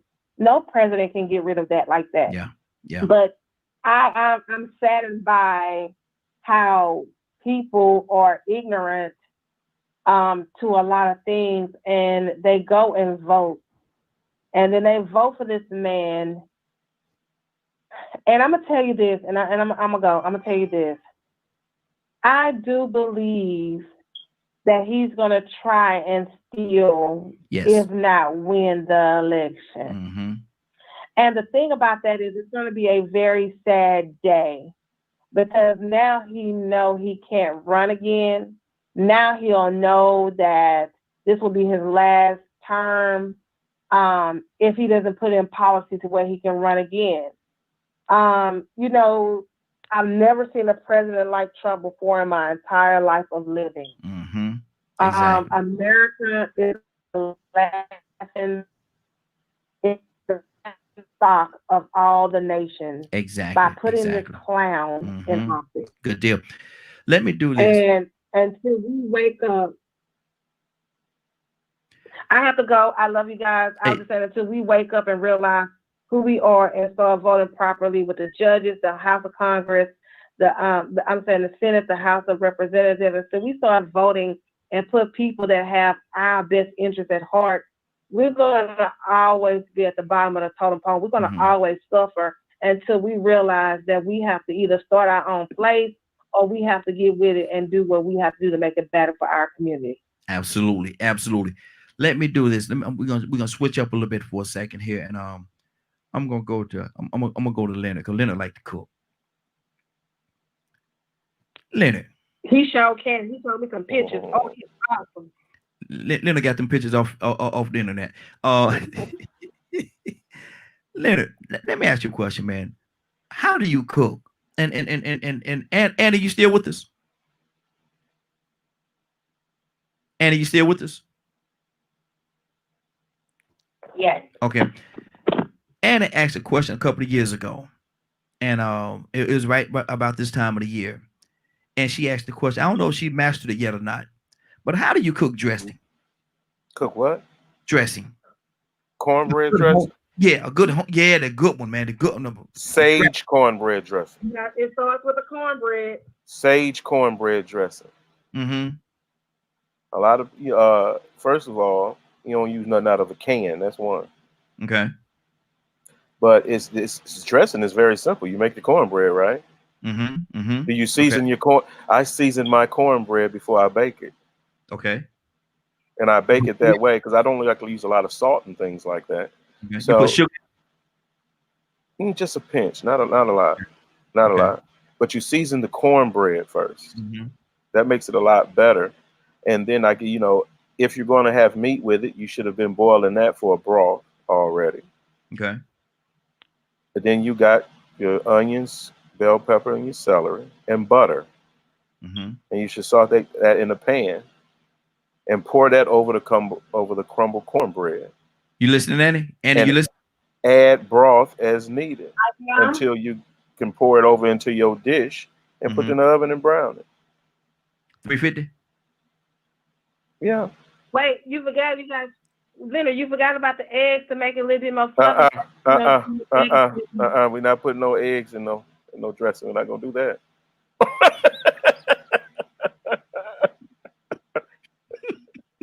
We're not gonna do that.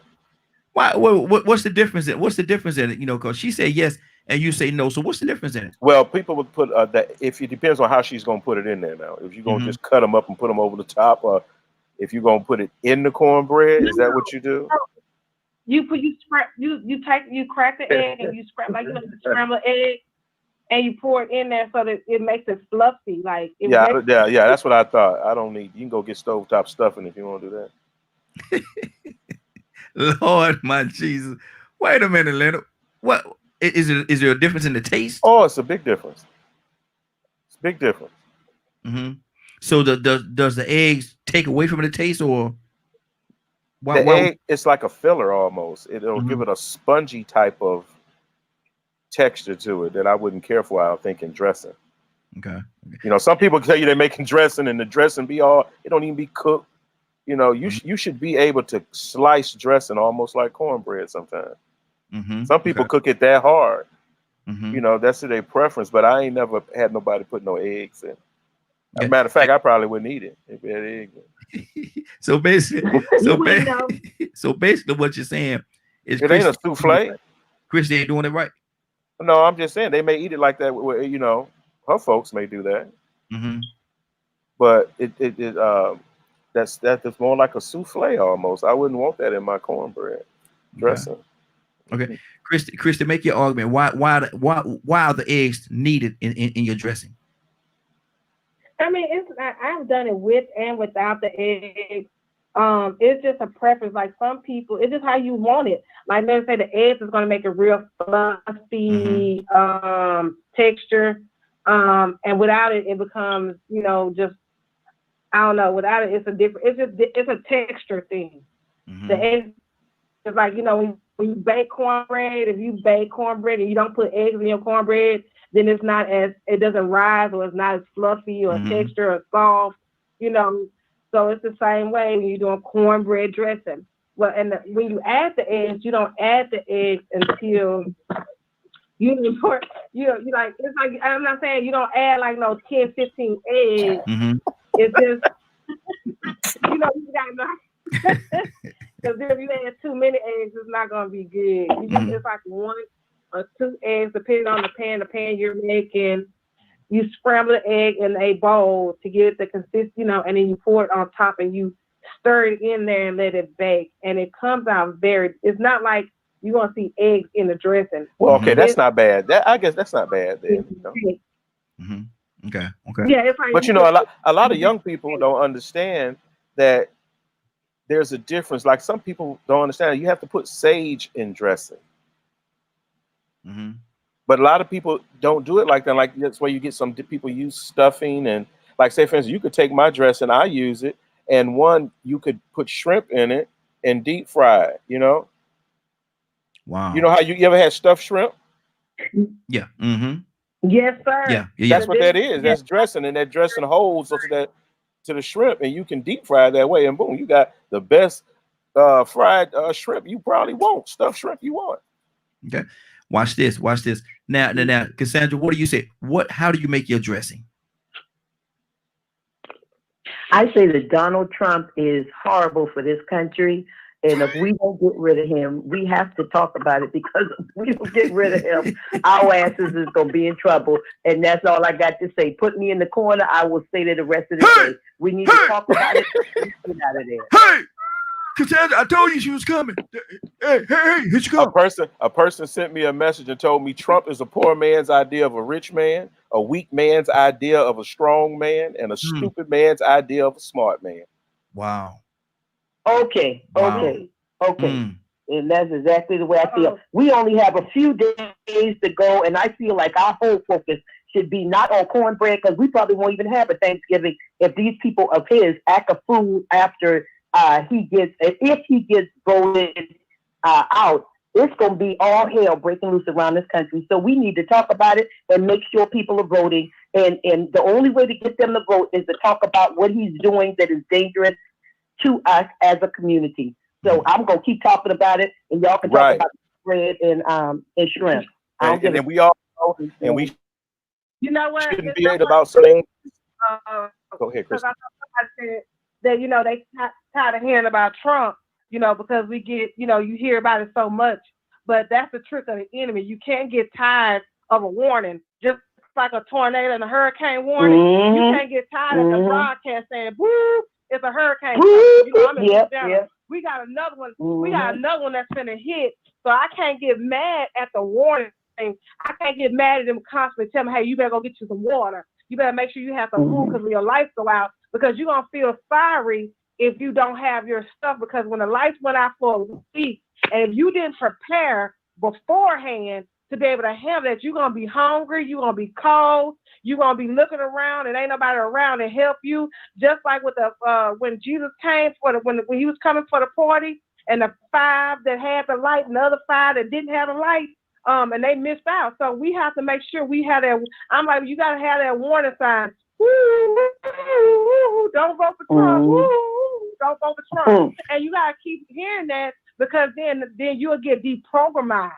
And then you'll know, hey, you know what? He's really not for me. Because I remember hearing Cassandra say he don't give a damn about us. Hey, get hey. That's what it is, Christy. And people know, man. I do not bite my tongue when it comes to people I do not like. Because I want them to know I don't like them. Let me ask y'all this question right here. Bishop, you still with us? I'm sorry, Bishop. You don't have to apologize. Yeah, because I'm not. I mean, this is serious right now. We're in trouble. I'm sorry if people don't want to hear it. I'm so sorry. I don't want to offend nobody, but at this point, I'm thinking about my grandchildren, my great grandchildren. I don't give a wait a minute now about Donald Trump, and I'm gonna keep saying it, and I'm gonna keep letting people know I'm not playing. He's dangerous. He is dangerous. And if you check your spirit, this man is dangerous. Your spirit will tell you he's dangerous. And you do not want to be kindred spirits to a person who is about oppression. See, some individuals are living vicariously through Donald Trump. And all they want to do is inflict pain and suffering on people. So this is why they are supporting this man. It's because, one, they know what he will do to people who say don't have enough money. They don't care nothing about the poor. They don't care anything about anybody but themselves. And you got I got neighbors out here, right? And they keep some of them keep their Trump stuff in their garage. And when they lift their garages up, that's when you see that rebel flag in there and the Trump sign or whatever. Then you got those like my neighbor right next door. He got his stuff in his yard. He got a truck with his in the back with the flags flying off it and all this type of stuff. And having known him and his family, having been here for almost over 20 years, you just told me about your family's issue. Yeah, exactly. The drug addiction. Just terrible. And this is a white guy. But yet, you supporting this man. Let me ask y'all this question, and Bishop, we're coming to you. When are we going to know? Because I actually got CNN on the TV right now. They had something going across the screen. They're trying to determine, because Thursday, people ain't gonna know who won, because you got all the other things accounting. Trump gonna raise. Got to certify it. The vote is always certified. You think so? Thursday they'll know. It just depends, because one, you have to make sure you account for, there's probably a lot more mail-in ballots and all those types of things that have to be certified or what have you, just to make sure every vote is counted. Exactly. Then then you may, it might be, he could even challenge it. And he will. You know, well, you never know, because one thing, when he know he's lost, he's going to run. No, he's going to challenge it. He's going to challenge it. But there's something, but some things aren't worth challenging. But he's not. He's a different type of person. So you never know, because you got to remember, he's not interested in fairness.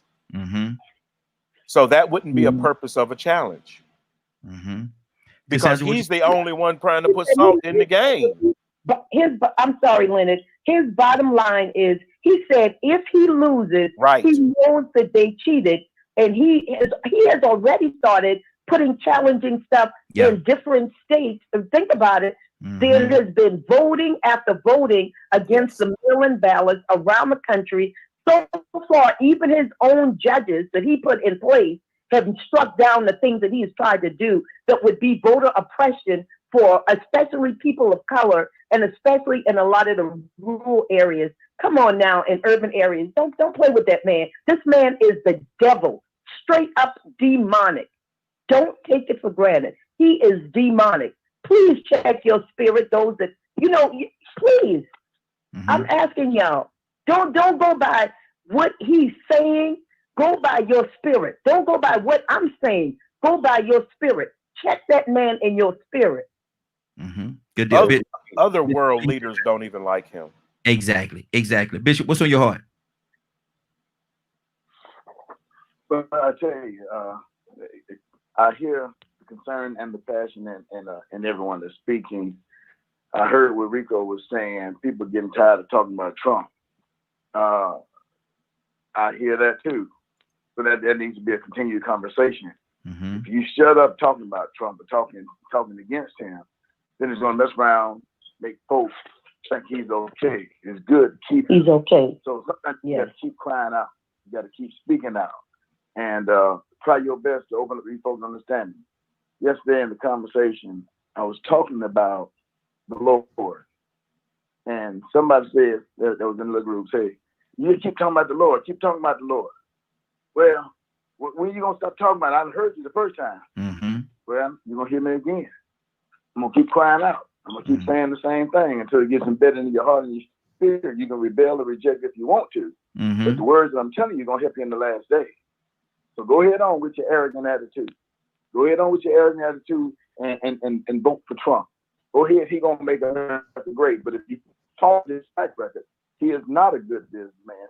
His businesses went belly up. He filed bankrupt so many different times. He left. He when he did what he did, he showed up. He left contractors in debt. He owed them folks plenty of money. Then he had the audacity, I'm smart. You're a thief. You're a crook. Because if I came to do some work for you, I want to get paid for the work that I do. Amen. I don't know Amen. I don't know who works for fun. I don't. I work for money. So if I accept that job, I expect to get paid. If I get the work, you say, well, Greg, we ain't going to be able to pay you today, but you're going to do what you need to do. I say, when you get the money, you call me back. Yeah. I ain't working. Yeah, exactly. Let me go to Rico, and I'm gonna switch it back, and we're gonna talk about the cornbread and all that stuff, man, right now, because you say you ain't want to talk about Trump, so I don't want to pull you into that part of it. No, we could go there. I don't know nothing about no corn. I don't think I do with this. Is that why you asked me about cornbread dressing, Raheem? Huh? Is that why you asked me about cornbread dressing? No, actually, I asked about the dressing because Annie, she had a question a couple of years ago. Oh, okay. Yeah, she's back on with us now, and I think she had to go get her ingredients. I'm wondering did she get the eggs too though. But Rico, go ahead. We'll go to Annie in just a second. Hey, I don't want nobody to think that I don't have the same passion or anger about Trump. I was fed up with Trump way before coronavirus. I was fed up when he was running for president before he won.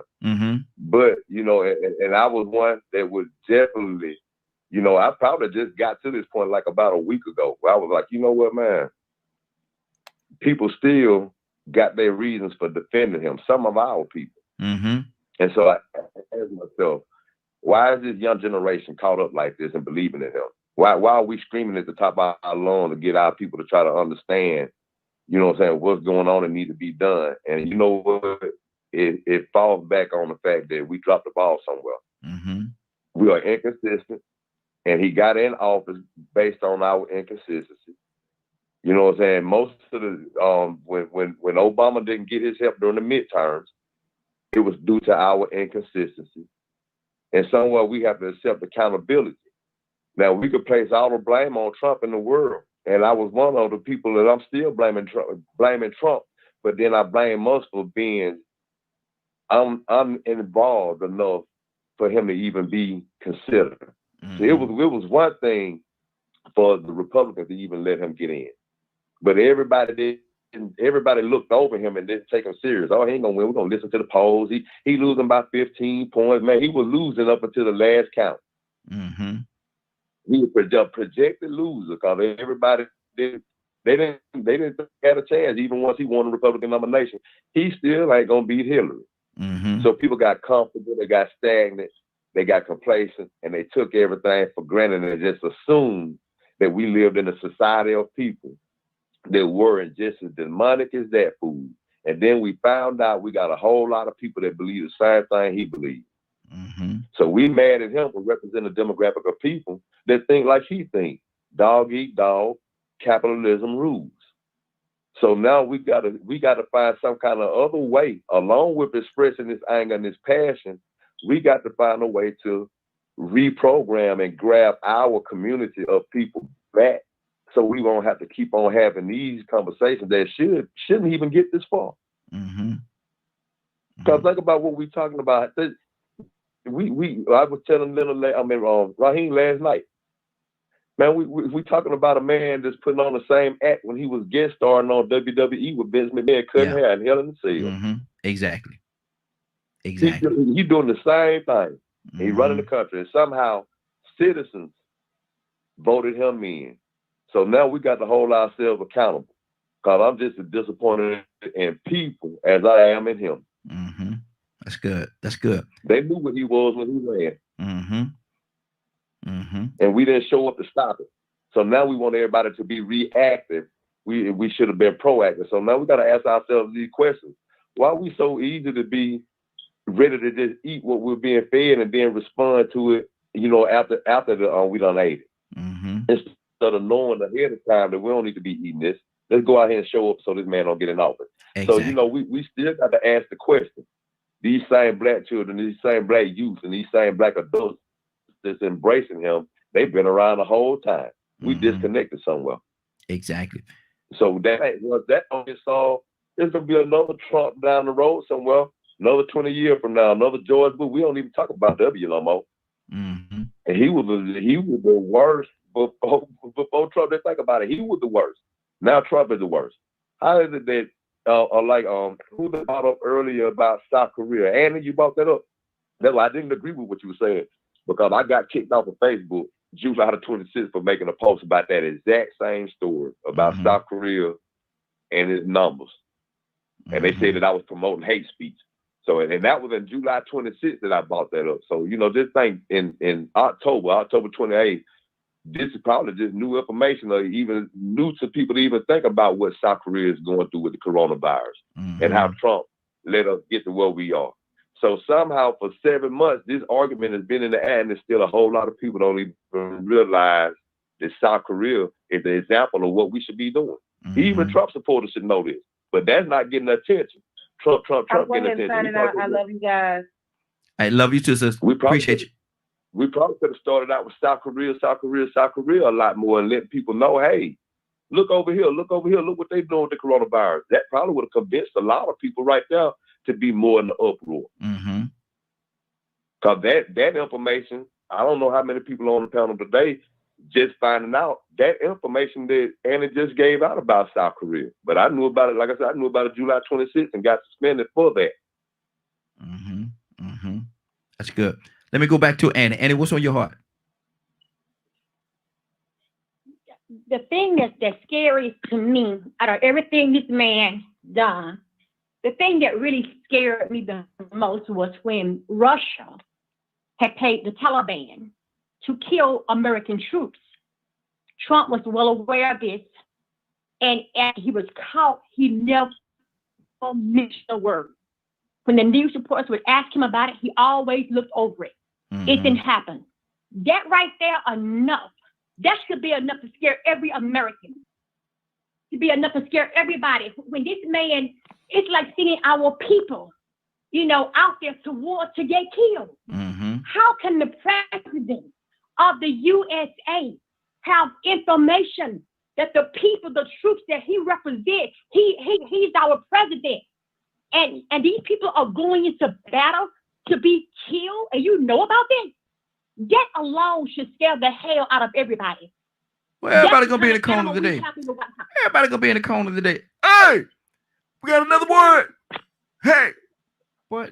Everybody gonna be in the corner today, man. Well, that means I'll have friends. Yes, you sure will.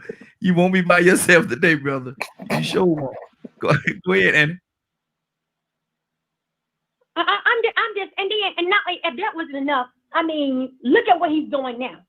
He's gonna hold your stimulus relief up. This stuff been here for a while. He's only giving the American people $1,200. Google every other country and see what their people are getting. 3 times as much, and they're getting it often. They're getting their money often. This is our money. This is the taxpayers' money, and we have to pay for the money. So yesterday he said, we'll make a deal after the election. In other words, I'm going to hold the money up to see if I get elected. The way he did Ukraine, he held the funds back from Ukraine and lied about it and said, do me a favor. And if you do me a favor, I'll give you the money, and lied about it. That's what we have in the White House, a freaking lunatic. Yeah, exactly. Donald Tucson, talk to me, brother. I'm probably going to, if I would say what I want to say, I'll get put off your show altogether.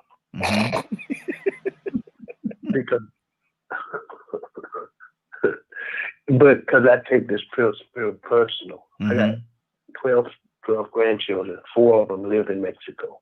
And one of them I'll probably never see till he get grown enough to get a citizenship and can cross the border. This didn't happen 4 years ago. It happened 12.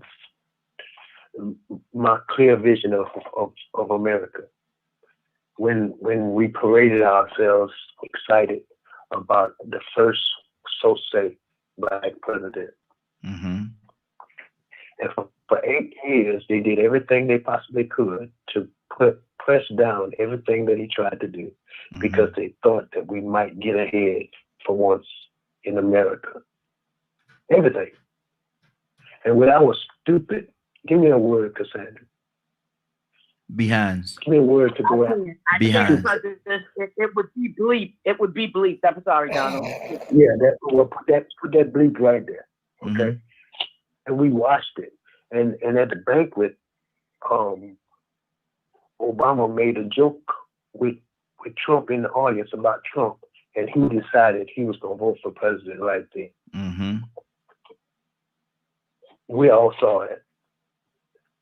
So the first thing he did was, when he got on the scene, he brought up this statement: fake news. To whatever they report about him, from that point on, would be said it was a lie. It was fake. And we ran with it. We ran with it. And we got the most ignorant, hateful, prejudice.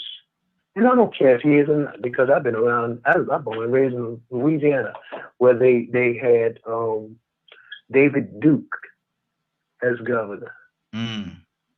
So it don't make me no difference whatever you want to be. But I know it clearly when I see it. I see it. And see this, I need a word right there, boy. I need a word right there. And it ain't good, Bishop. It ain't in the scripture. I promise you it's not in scripture. I promise you. I'm pumped. Because I remember some words that I get put out of the church and school and everything else, get put out of the house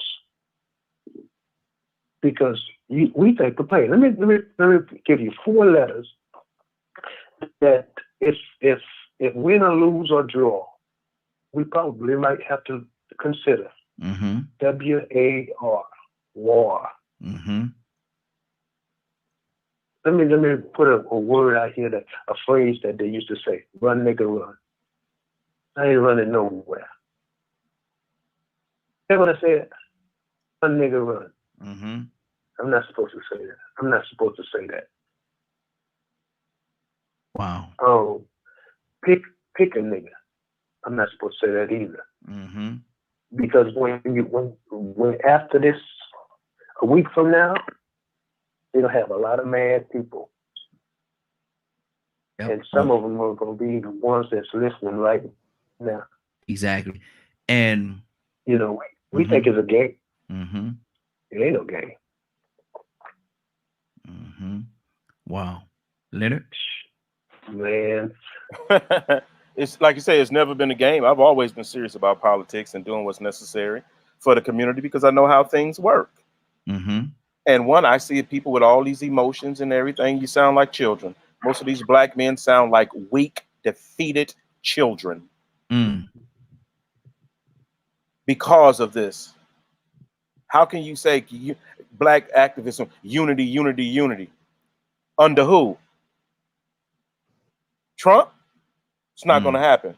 I remember when black folks were saying stupid stuff like, we need a Trump to make us all come together. No, we don't. That's your strategy? What kind of strategy is that? That's why you keep losing. And in words of Donald, let's see how that work out for you. Let's see how that work out for you. There's a right way to do things. It is clear and evident right now. And this is how you know who you need to separate yourself from. Because you see how they are. You see how these people go. What black Republican you know is a great person to have over for dinner?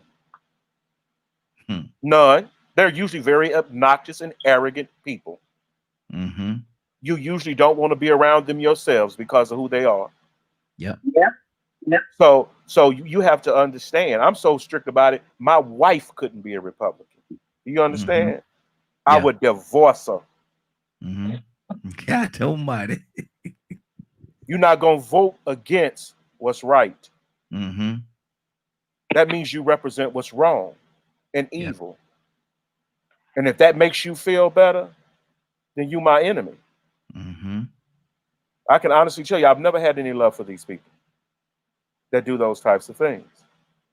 And the same people that support Trump doing whatever he wants to Americans are the same people that did whatever they wanted to do in your neighborhood. These are the same people that don't care nothing about driving by a birthday party and killing kids. These are the same people that break in your houses and everything else. I'm gonna get what I can take. I don't have to respect nobody because I'm the man. I'm in charge. I'm the boss. Sound just like your president, don't it? Sound just like him. Cassandra? Yeah. I mean, Leonard, you hit it right on the head. And this is what I'm talking about. This is why it's important for us, just as a people, guys. I know I may sound, like a broken record saying the same thing over and over again, but it has in our hearts, our minds, and our spirits that this man has got to go. This man is 10 times worse than George Wallace. For those of you that remember who George Wallace was, the most racist man. He repented later on after he was shot. He repented later on. But this man, every time he talks, it's 2 people he reminds me of. George Wallace. Isn't that his name? Yeah, George Wallace. Yes. The racist governor. Yes. Yeah.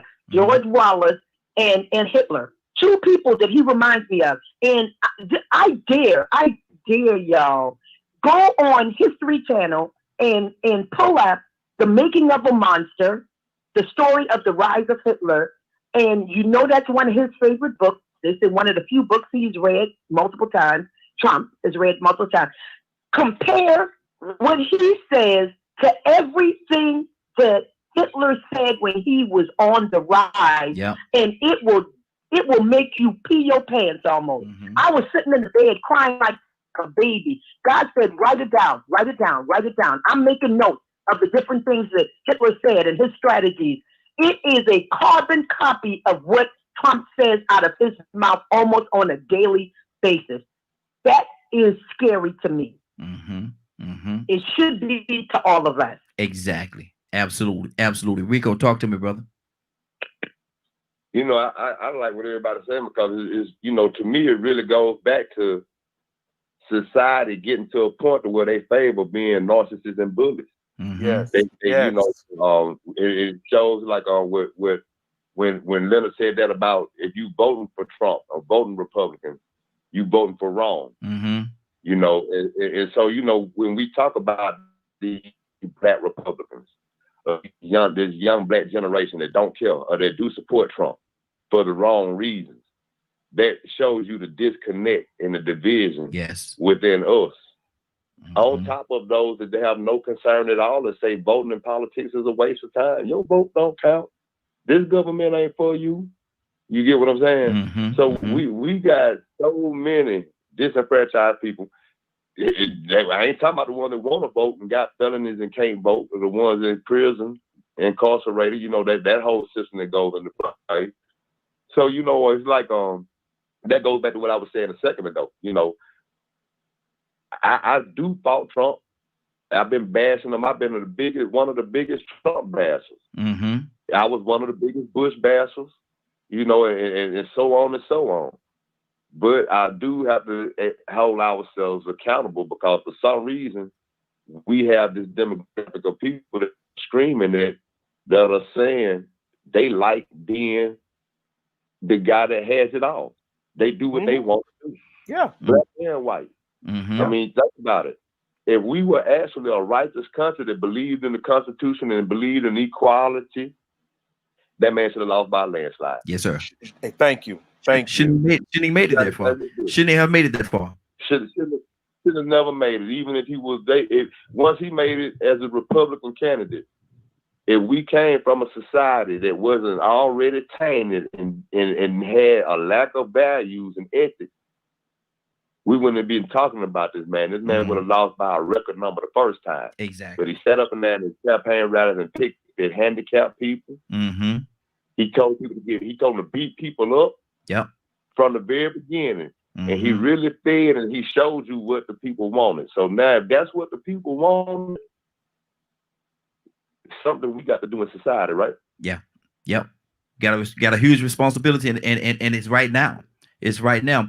Annie, what's on your heart?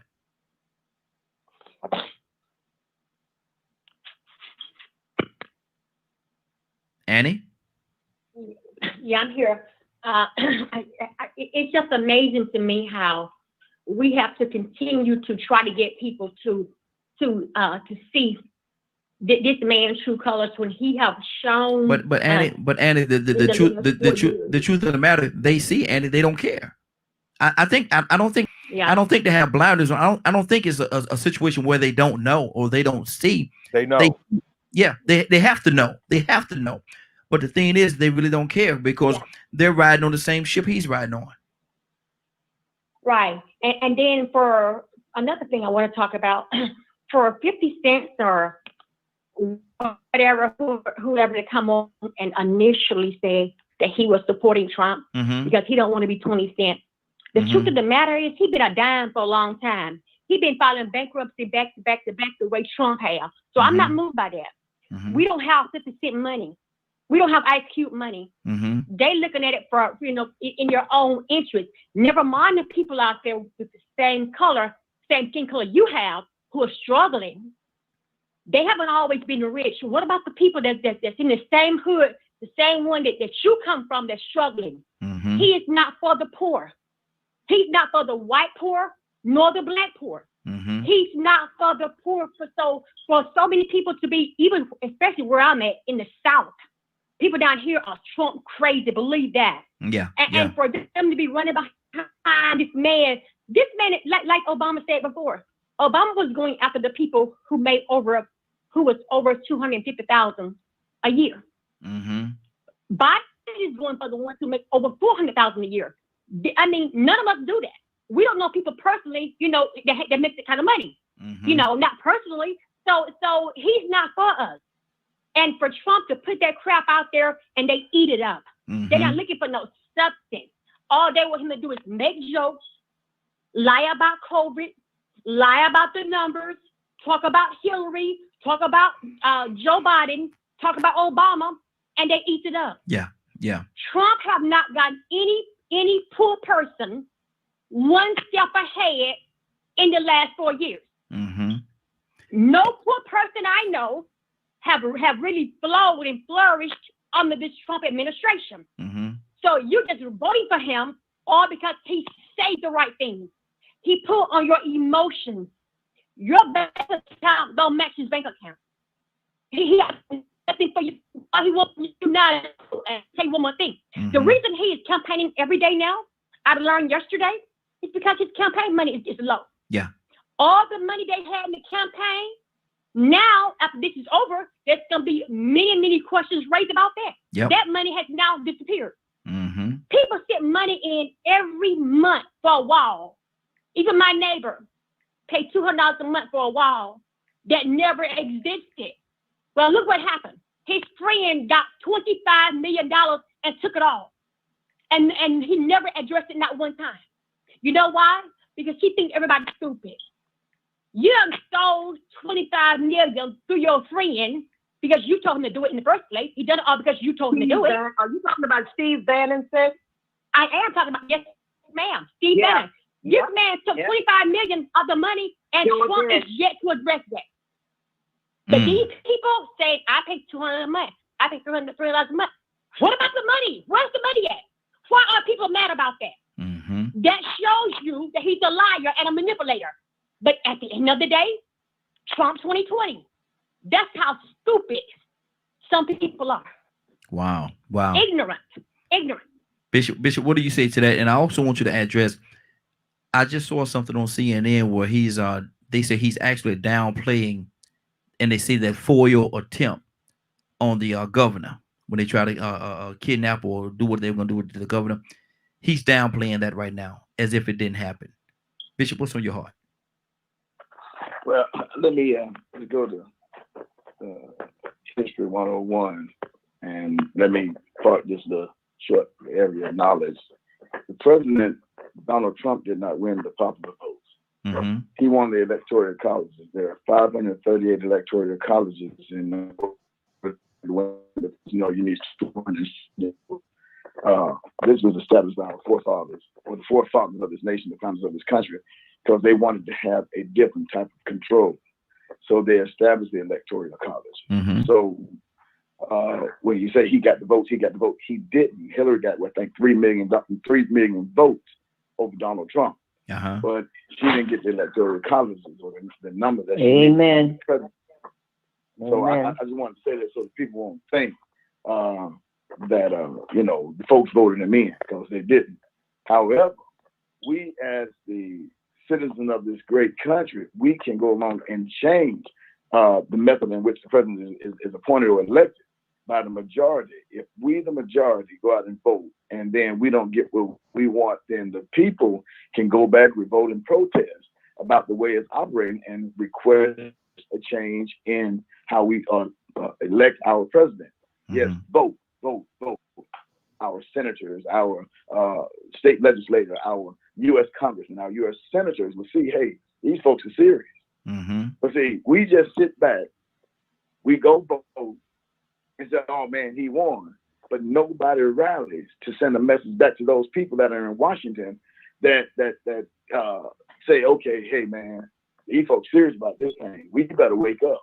Mm-hmm. Because all we do is sit and moan and groan and complain, but then we don't do. Exactly. We don't do. Mm-hmm. You got to get him a do. Now, if he's downplaying the incident that happened in Michigan, mm-hmm. he needs to be, you may put me in the coma, needs to be slapped. Mm-hmm. Dag nabbit.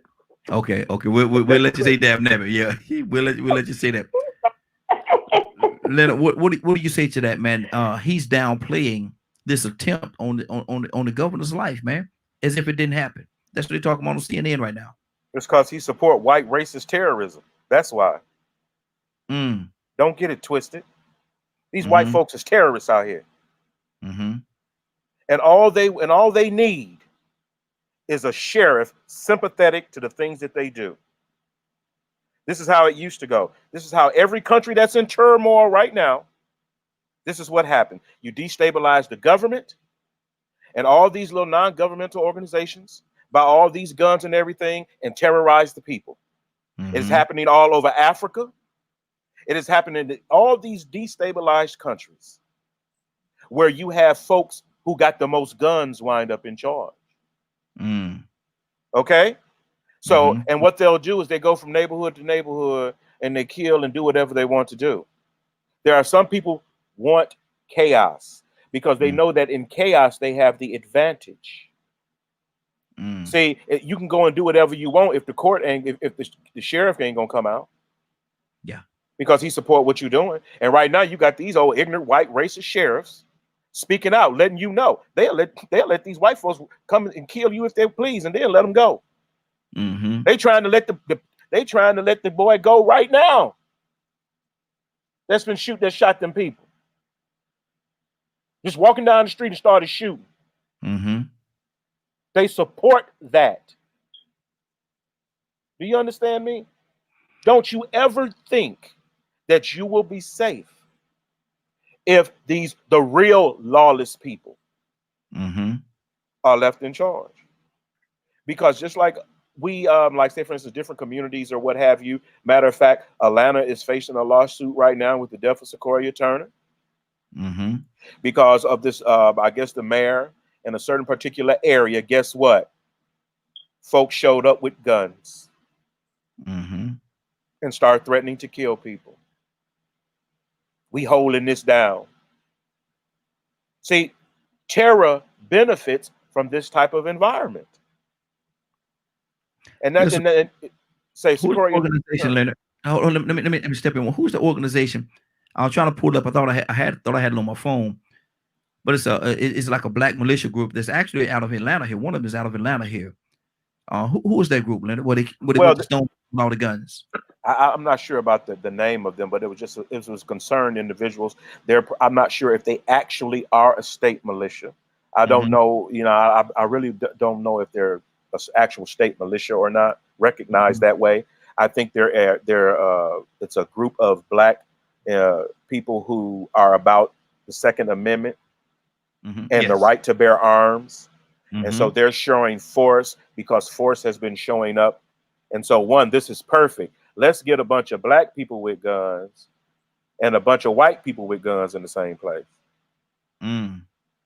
So, and hope somebody starts shooting one another. Wow. So, you know, I understand protecting yourselves or what have you, but if you're going to do such a thing, you must be organized. You must have a strategy and a plan. You can't just show up with guns. Yeah. Because you never know who's who. And it's so sad. All the protests I have done, all the things I have organized, I've never brought a gun. Never. And so we have to realize what people want. People want chaos and destabilization so that they can do whatever they want to do.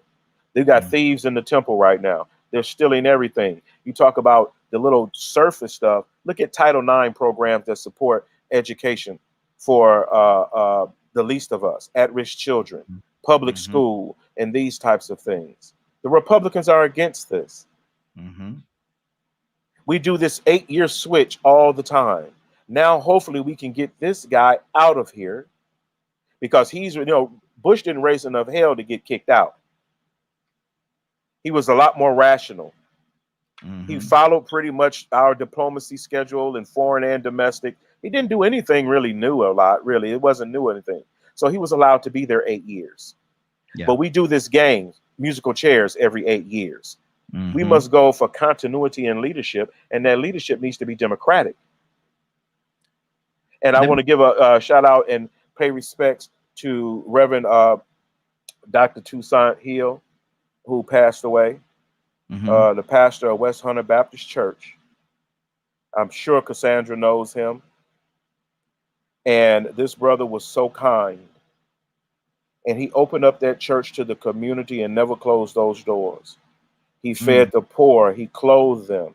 He allowed us always to use his space to meet and organize. And he was such a kind man. And so I just wanted to let people know that that brother passed away. Wow.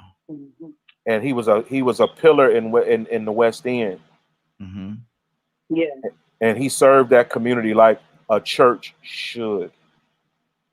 So I just want to pay my respects to him for just allowing me into his church and being so giving to the community, bringing programs and things like that for people who, I mean, you would see a line of people every weekend at the West Hunter Baptist Church because they were providing for everything in that community. And so we just want to pay respects, and everybody keep him in your memory and pray for his wife and his family, because he was truly a person that represented what it really means to be a Christian. Exactly. Rico, let's talk for a minute, brother, about the and you heard it last night when I said it.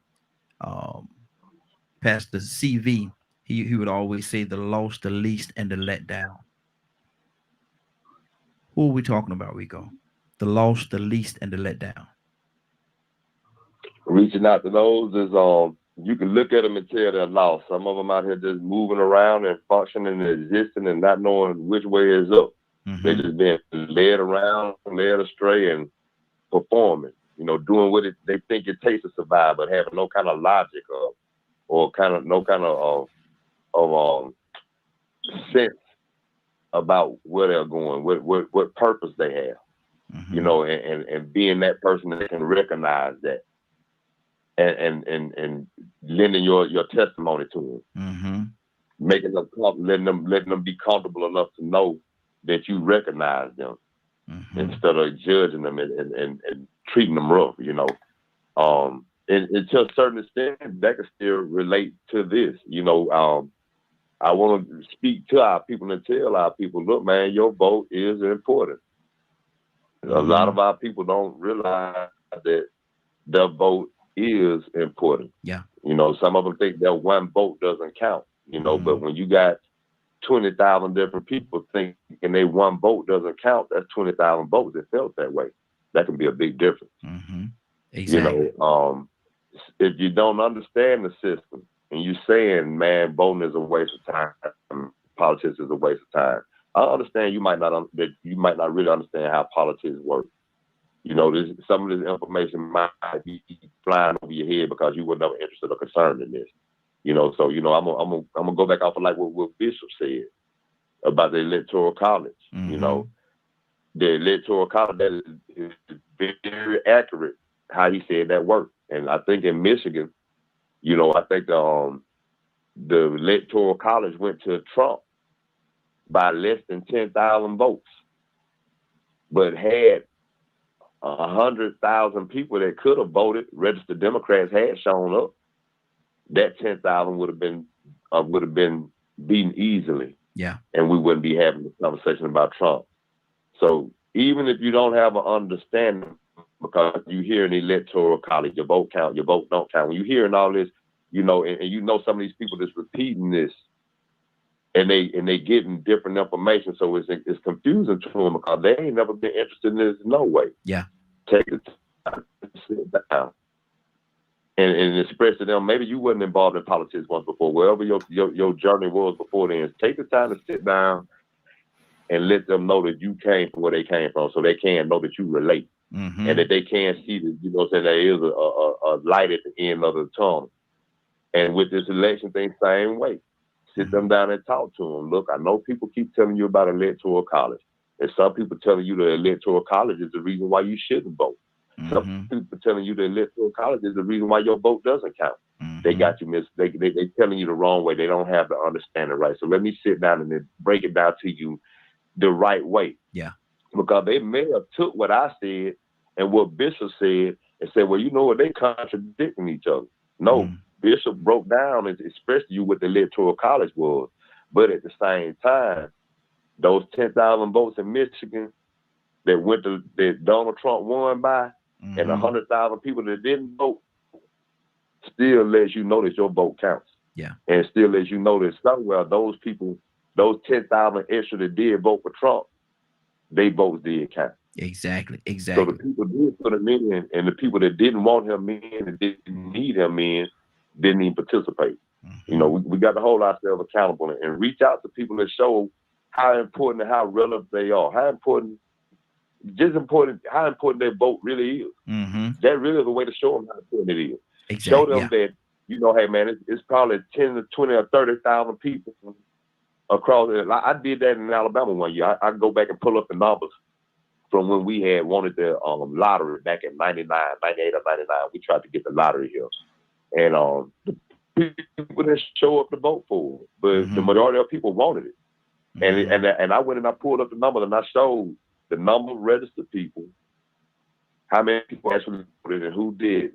And you know who are the most consistent people? Republicans, conservatives, white people. Yes. They gonna show up. Yeah. They gonna show up consistently. Our numbers gonna fluctuate. And the reason, and I'm gonna tell you that where they really show up at is those new registered voters. Them kids coming out of high school feeling like it really is a duty. And our kids coming out of high school not saying two flips about it. Yeah, exactly. Out of all my voter registration, and I know Rico, he do it, and a lot of folks do it. Trust me, we wasn't begging white folk to sign up. White folks didn't come up to us talking about they need to register to vote because they already registered. They gonna do their duty. They gonna do their duty. Exactly. It was our people, Black people, that we had to, you know, get them interested in registering to vote. And like Bishop was saying, he's been all through the, you know, he's done criminal background. He has all that, criminal justice, politician, servant, and all that. People don't understand the Electoral College is a very convoluted process. It's not the same from state to state. States even choose the system that they use to appoint electors. Okay. So it's not like every state does the same thing. You maybe have 30 states that may hold their electors responsible to actually vote with the popular vote. Okay. So if you want to look for the hustle in is if I'm going to appoint an elector, guess what? I can probably convince that elector to vote the way I want them to vote. Yes, you can. See, this is why the system got those holes in there. So one, certain people can maintain control. But now if you go to the polls and overwhelm the polls from a state perspective, and then your state will say, hey, we're going to make sure our electors vote Democrat. If the majority of people in Michigan vote Democrat, then their electors should vote Democrat. That makes sense, doesn't it? Yeah, makes sense. But it's not always that way because all states don't have laws that bind those electors to vote in accordance with the popular vote. Some states appoint their electors. Some people may hold lotteries for their electors. You never know how each state is doing. You have to look it up and see how the different states are doing that. But you have to look at it on the state level. We already got a president that has already threatened Democratic governors. Yep. To hold up funding.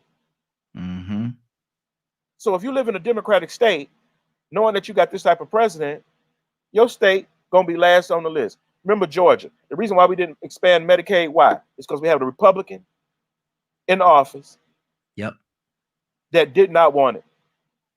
Do you know how much money could have came to Georgia when Obama administration was there? Because they were investing in, we see it now, the American Recovery and Reinvestment Act. And this is what people don't understand. All the gains that we have made come from that act. Because we were coming off of that, it wasn't an actual depression. A recession. Recession, yeah. Which usually comes after you have 8 years of a Republican. And so the American Recovery and Reinvestment Act, it touched every point that would concern the United States, from people who lived in rural areas that did not have access to broadband. Right now, I just had a report about the number of kids who have had to drop out of school because they don't have access to the internet. This is why you have to understand that my man Daniel Blackman, who is running for Public Service Commission, is concerned about that thing. Georgia could have gotten all types of monies to help upbuild their railway system. They turned it down because the man was a Democrat. Look at all those jobs. All those jobs that could have came to Georgia. More efficient travel. We could have reduced our carbon footprint by taking all these cars off the streets and giving public transportation or transportation alternatives to people. So it's not just, man, I feel about this. It ain't about how you feel. It's about what it's going to impact. How this is going to impact us. I'm still trying to figure out. And Leonard, you may know about this. You may know about this. It's a totally different topic. While staying the same, why isn't MARTA the train system in Gwinnett County, which is one of the biggest counties in Georgia? Well, MARTA was one of the most restrictive agreements I've seen as it relates to mass transportation, because the city of Atlanta wanted to control how MARTA expanded its railway system. So they actually had a law that restricted MARTA from expanding based on the amount of money they could put in capital expenditures. Capital expenditures usually are long-term plans to build out systems. So they wanted to hold them at 50%, I believe. Wow. Because MARTA is an authority. You have to remember, it's an authority. It is. And this is what happened. And so you have certain people didn't want MARTA in their neighborhood. They don't want the bus in their neighborhood. They don't want MARTA there because it gives people access. Yeah. Okay, I've overheard people in Marietta when they was talking about the train. You know, I overheard some politicians at one of these events. Yeah, we don't mind people coming, but we just want to make sure they leave. Okay, remember when black folks used to run the Cobb to get away from other black people? Yeah.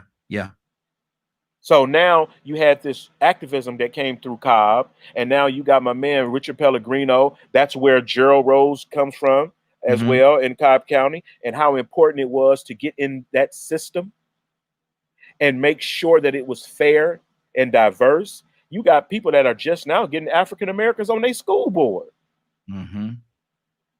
So how can you expect things to be in the interest of your children when you don't have no representation? Come on.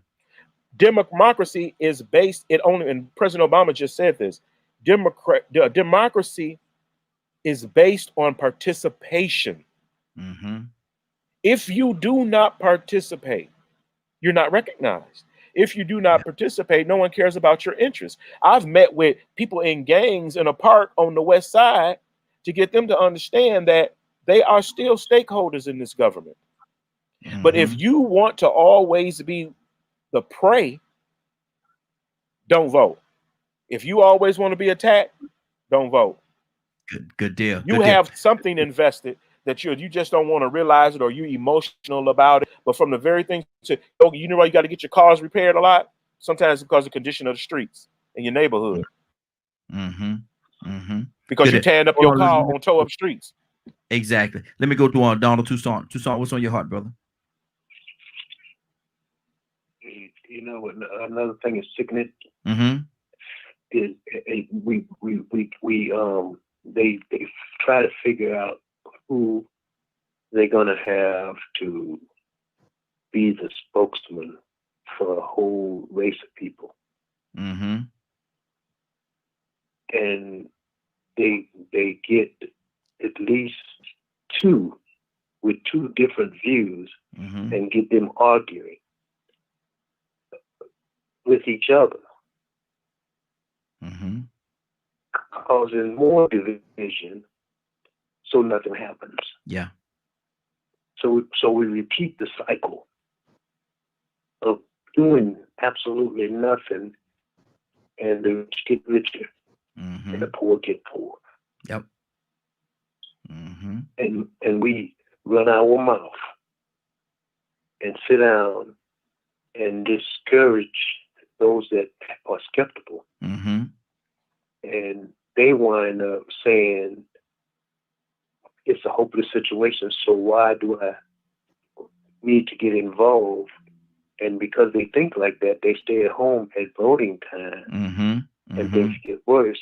And the original plan is enforced, where, you know, if you don't vote, then the one that, like, whatever, the presidency, let's say that's a judge or whatever, We really need to concentrate more on judges than presidents.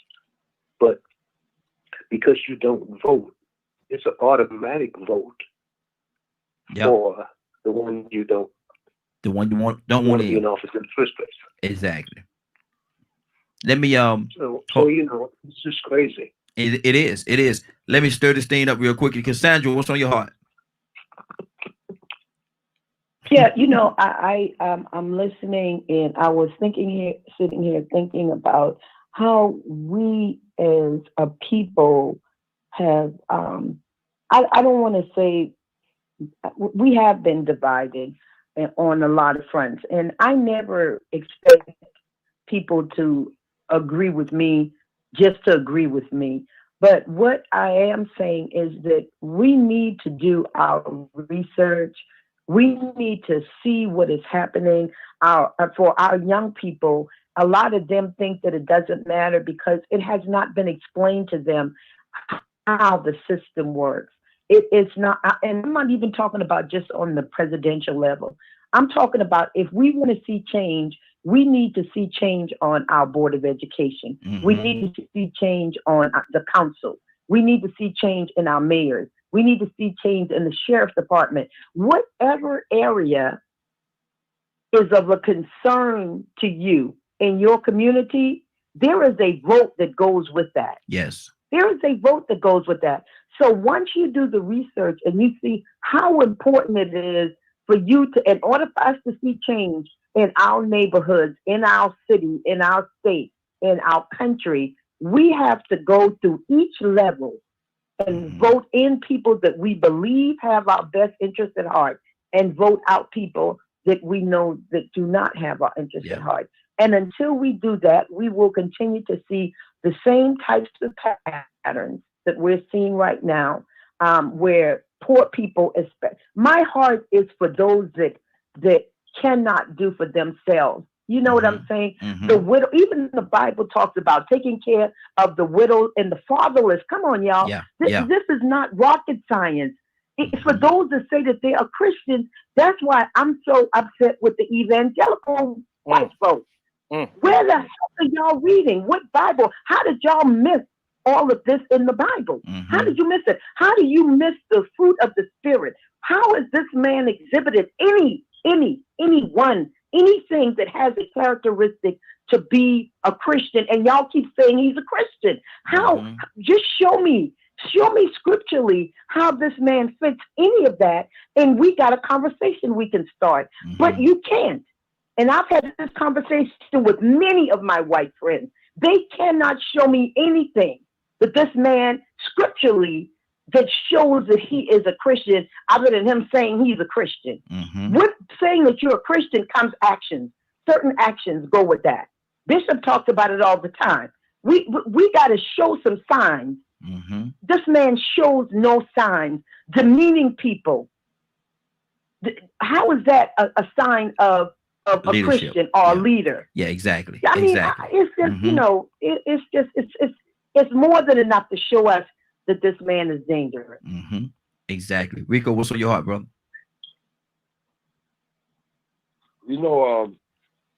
I've been racking my brain for decades, years, trying to actually figure out how do we reach out, or what tactics can we use to actually get people to participate in the process that governs them. When it comes to municipal, the judges, mayors, chief of police, sheriff, what is it going to take to get us to get motivated to be invested into things of importance? Because we are a very distracted society, especially us. Like I said a second ago, and Leonard verified it. Those white kids come out of high school feeling like it's a duty. Yep. To go participate, and they know that they are informed, and you ain't gonna tell them no different. Even at 18, they got a young mind, and they might think they know it all, but they don't. But they will participate, and you ain't gonna take that from them. And so it's like, what tactics can we use to build that kind of solidarity? Because we have, in our community, we do have solidarity to certain things, but they serve no purpose or help us with no progress. It's all menial things for entertainment. Like I said, we'll show more dedication and duty to a local team, a local rapper, a local celebrity. I've seen people go to bat and get divided and fall out and ruin a friendship. Yep. Because one supported Jay-Z and the other one didn't. And I'm tired of you hating on Jay-Z. Yep. I support Jay-Z with all my heart. You know what? I'm gonna let my true feelings out, and I'm gonna disrespect you as another black man, and I ain't gonna like you because you don't agree with Jay-Z. And I'm gonna say that's how solid I am with this man. And I'm gonna stop. I'm gonna divide myself away from you. You know, but I mean, I ain't gonna participate in things that's gonna help our community. And you know, I mean, so it's like there's some kind of tact. I don't know if it's a tactic or a program. I know we all get, you know, somewhat institutionalized and we get taught to sort of learn to just memorize. But somewhere we are getting taught to memorize to memorize the right thing or to value the right thing. So you know what is going to happen, because since integration, this decline has been picking up steam of low ethics, low values, and the people of excellence being in the minority. At one point in time, I can remember the people of excellence were at the forefront. Yeah. Now you barely hear from them. Exactly. So what is the tactic? What is the process? You know, how can we deliver our outreach? Because that is the only way we really gonna have some change in our community. Yeah. Yeah. And when you talk about that division, man, I see it a lot when people, you know, even to the day, man, these brothers has died and gone home to glory. But Tupac and Biggie, man, that people get so divided when they talk about who's the greatest, Tupac or Biggie, and you have a long discussion. And they both dead. And they both dead. Absolutely. And but you have a long discussion. He was bigger than him. No, he was bigger than him, and blah blah blah blah blah. At the end of the day, what is that going to do to help anybody? Leonard, what's that going to help to benefit anybody having that discussion? It's not going to. I'm a part of a group. We had a radio show I used to do called Hip Hop Speaks, and it was created to bridge the gap between the young hip hop generation and politics. And it was a group of me and the young lady, Dorinda Tatum, who owns the show. We were activists and things like that, and we wanted to constantly get people to understand that young people have to be ready to take this responsibility of governance. And I like hip hop. I mean, enjoyed it, but I didn't worship it.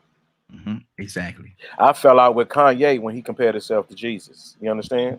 And changed his name. I railed against Jay-Z when he wanted to start calling himself Jehovah. It's too close for me. Okay. But now if you go back and you look at Jay-Z's interview with David Letterman, you see the growth in the maturity. Now matches the money. This man has always been a person that wanted to be the best at everything. And that's why he's at where he's at today. I see Russell Simmons and these people and all these folks who are the leaders of hip hop, but you have to remember a lot of these people were notorious. Okay. So we have to understand the difference between those things that are to entertain us and those things that should lead us. You can't allow a rapper to lead you. To what? You can't. I mean, to what? What does he represent? Yeah. You know, so if you like, when we look at people's body of work, one thing these rappers cannot lie on is their work.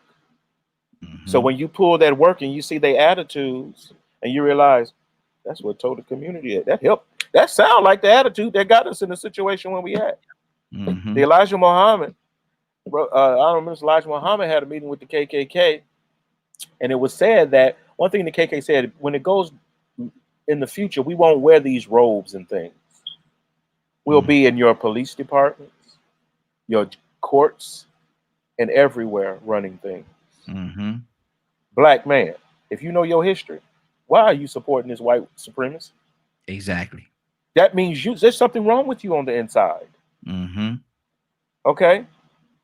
Because you know, y'all can say, well, the black man is every black man ain't the same. Every black man ain't a good man. Some black men just as wicked as the white man. He don't care no more about you than anybody. That's why he didn't care nothing about shooting up your house, killing your kids, raping your mothers and your sisters. He didn't care. That's evil. Why would you support that? Why would you support that mentality? Oh, you know why they do whatever they want to you? It's laws that allow the police to do whatever they want to you. If you don't show up to affect and impact the way laws are made, they're going to be made against you. Yep. I remember working with the Atlanta Police Department and the Citizens Review Board. The reason why it was created because of her older grandmother who had been murdered by the police in her own home. The same man that ran that unit showed up running for sheriff in Rockdale County. A black man. So we have to understand that we need to get informed. Rico was talking about what are we going to do? We have to remember that the system is voluntary. And it's voluntary for a reason. It's because it gives you the choice. That's what the Constitution and the Bill of Rights about, is making sure you have a right to choose who governs you. If you don't, the people that govern will not be for you. They will not have your interests at heart. At all. And so I look forward to seeing what people do new. Like you got what Diddy talking about, he gonna do his own party or whatever. And you still have this issue with the contract with Black of America that will still have to be addressed as well. We still have reparations and those things, but no one has ever talking about the foreign policy. What do you think about foreign policy? But all you think foreign policy is 2 blocks down the street. That ain't foreign policy. You just don't go nowhere and don't know nothing.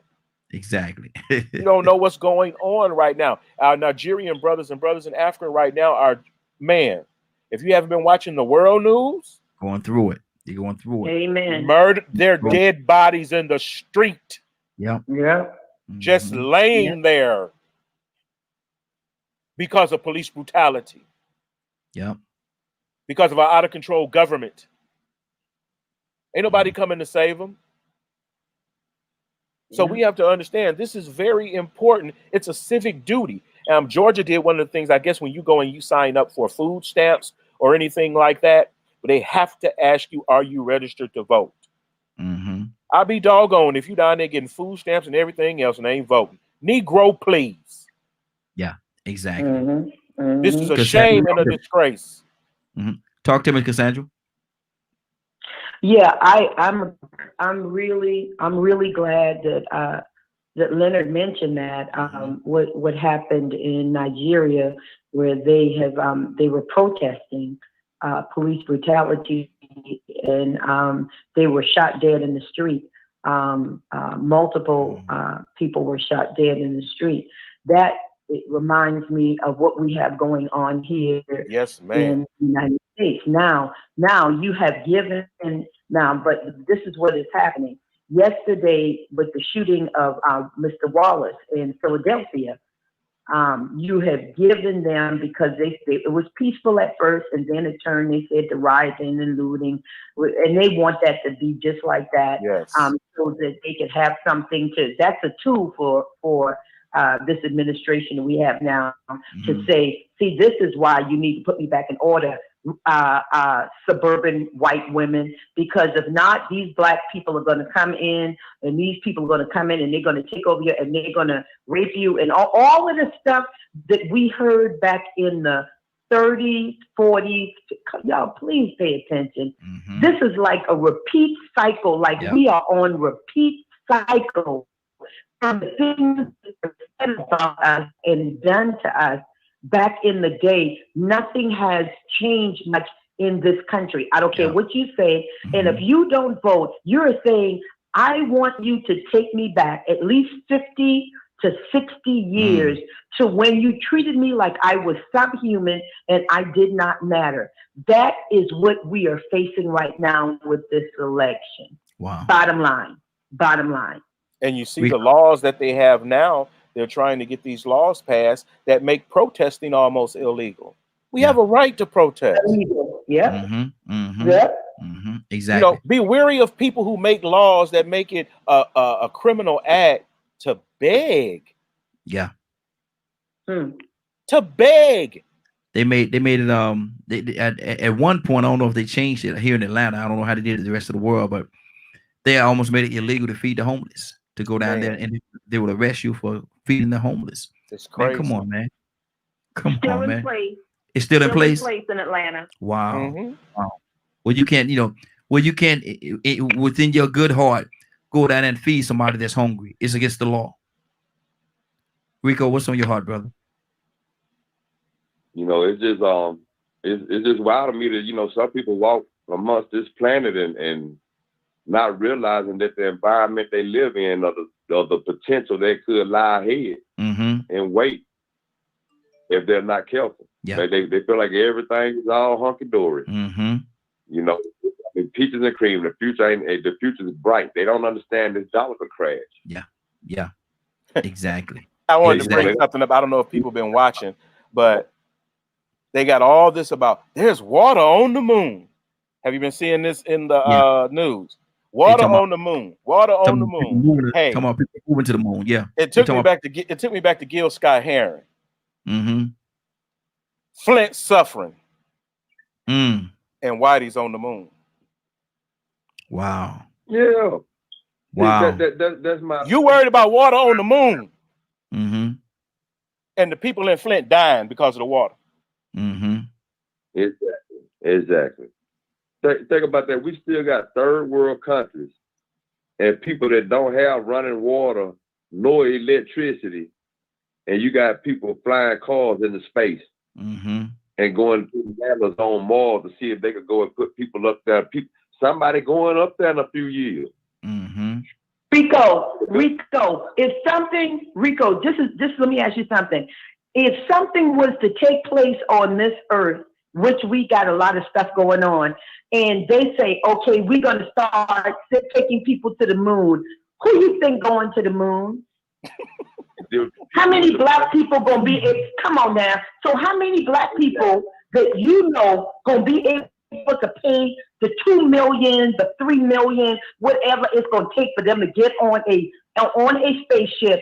This stuff, man, is rigged against us. Everything. Okay, I'm serious. Wow. I agree. I look at the same thing, and you know what the real kicker to me is that we so lost in this sauce over here that we still crying and hollering that we want a Black Wall Street, and we ain't got a way to defend another military strike against it if we did build one. Thank you. Exactly. Let me go. We really think we can get one, and then these people won't do nothing to us to sabotage. Exactly. Let's go to the phone line. I got another caller. Caller, what's your name? Where you calling from? Man, it's your brother and servant, Brother Pete. Boy, Get a fire extinguisher. I want to say to the family, boy, y'all be dropping it like it's hot. I'm talking about 3 degrees from the sun up in here. Come on now. Listen, come on. I want to encourage everybody that does have the fortitude to go vote. Don't stop there. We definitely have to come back home after we our ballot and then build our infrastructure. We have to do everything that is within the best interest of you and yours, and building up yours and strengthening yours. All the comments are so dead on point. I wish we could put this on TV. Yes, sir. Because it's the conversation that needs to be had. We major in the minors and we focus on majoring in the minors. I hit the link in the feed and said, listen, we're responsible in our irresponsibility. Yes, sir. I mean, we stepping up first to say, I'm going to be last. It's ridiculous. Come on. But again, education, knowing, but I want to encourage everybody, listen, we have to build, like you just said, brother, where's our infrastructure to defend our interests? It's fine to protest. The brother had a knife. Was he close enough to kill the people? No. I mean, you couldn't shot him in the leg. I mean, exactly. It comes back to right and wrong. It just comes back to simple right and wrong. Quit drawing sides. It ain't but two sides. Was your behavior right or wrong? They shot him, what, 17 times, ain't it? What is 17 times they shot him?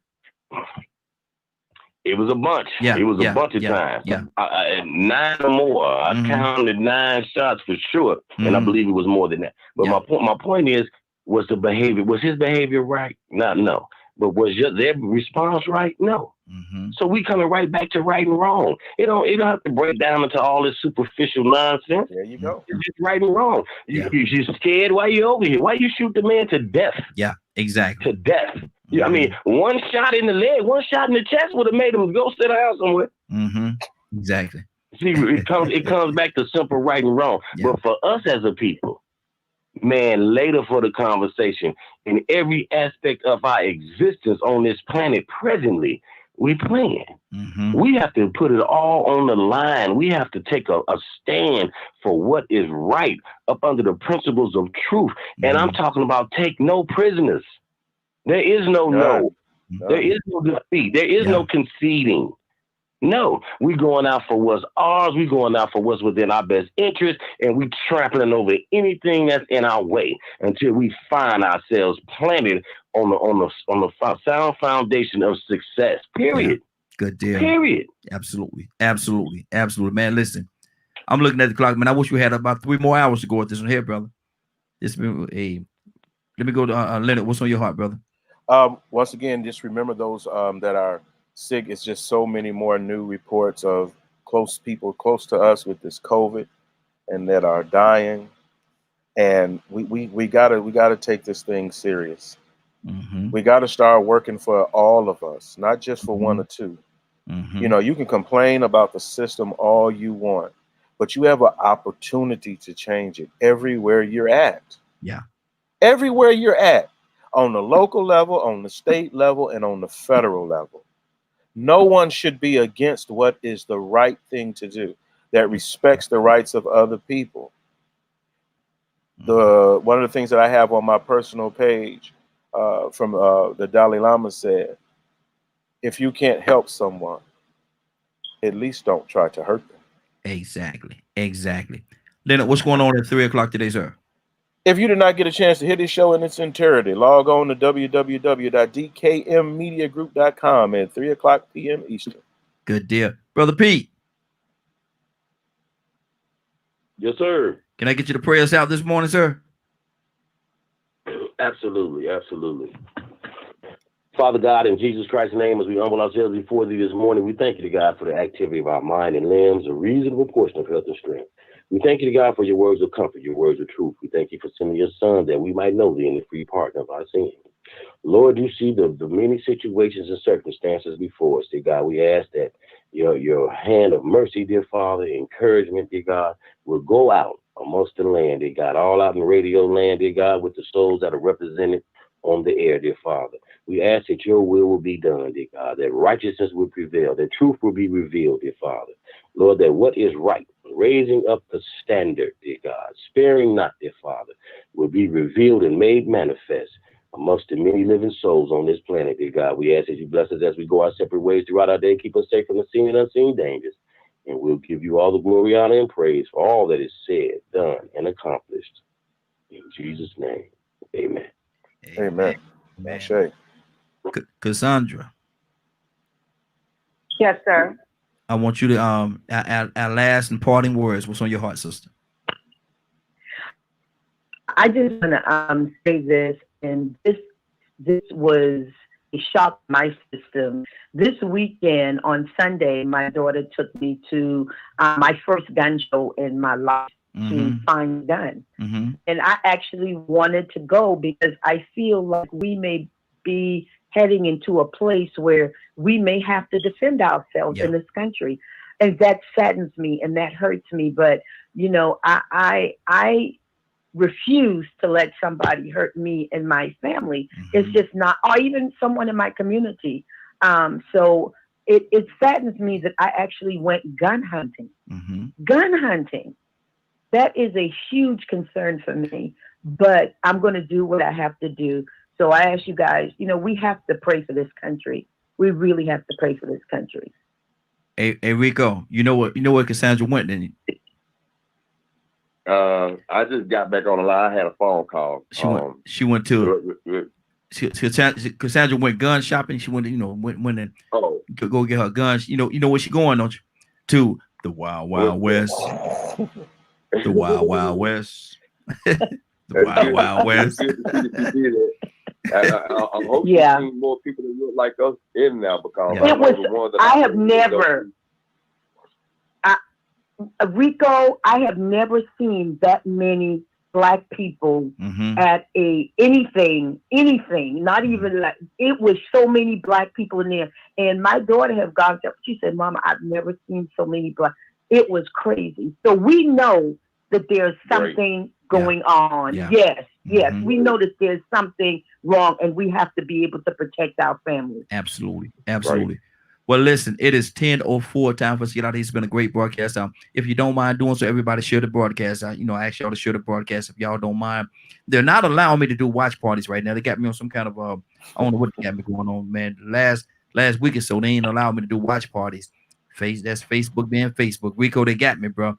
They got I can't do watch parties, man. So if y'all do a watch party for me, man, y'all do a watch party for the broadcast, because they just took that all out, man. I don't even have the spot to select a watch party right now. So I guess that's what Facebook do. I guess that's what they do. Somebody said a comment. Let me post a comment before we get out of here. Let me see it all. That'll become famous. Advertisement. Oh, that's what that is. Oh, we ain't got time for that. Okay, listen. Now they gonna pay us. We might do it, Leonard.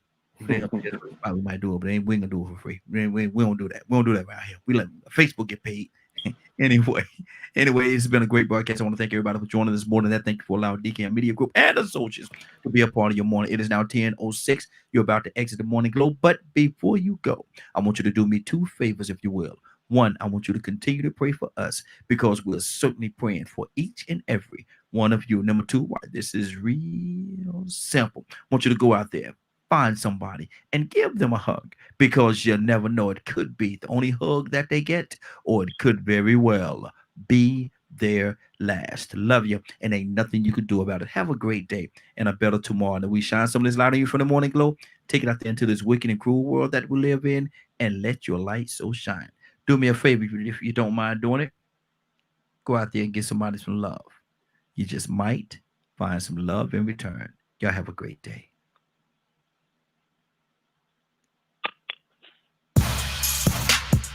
Woo.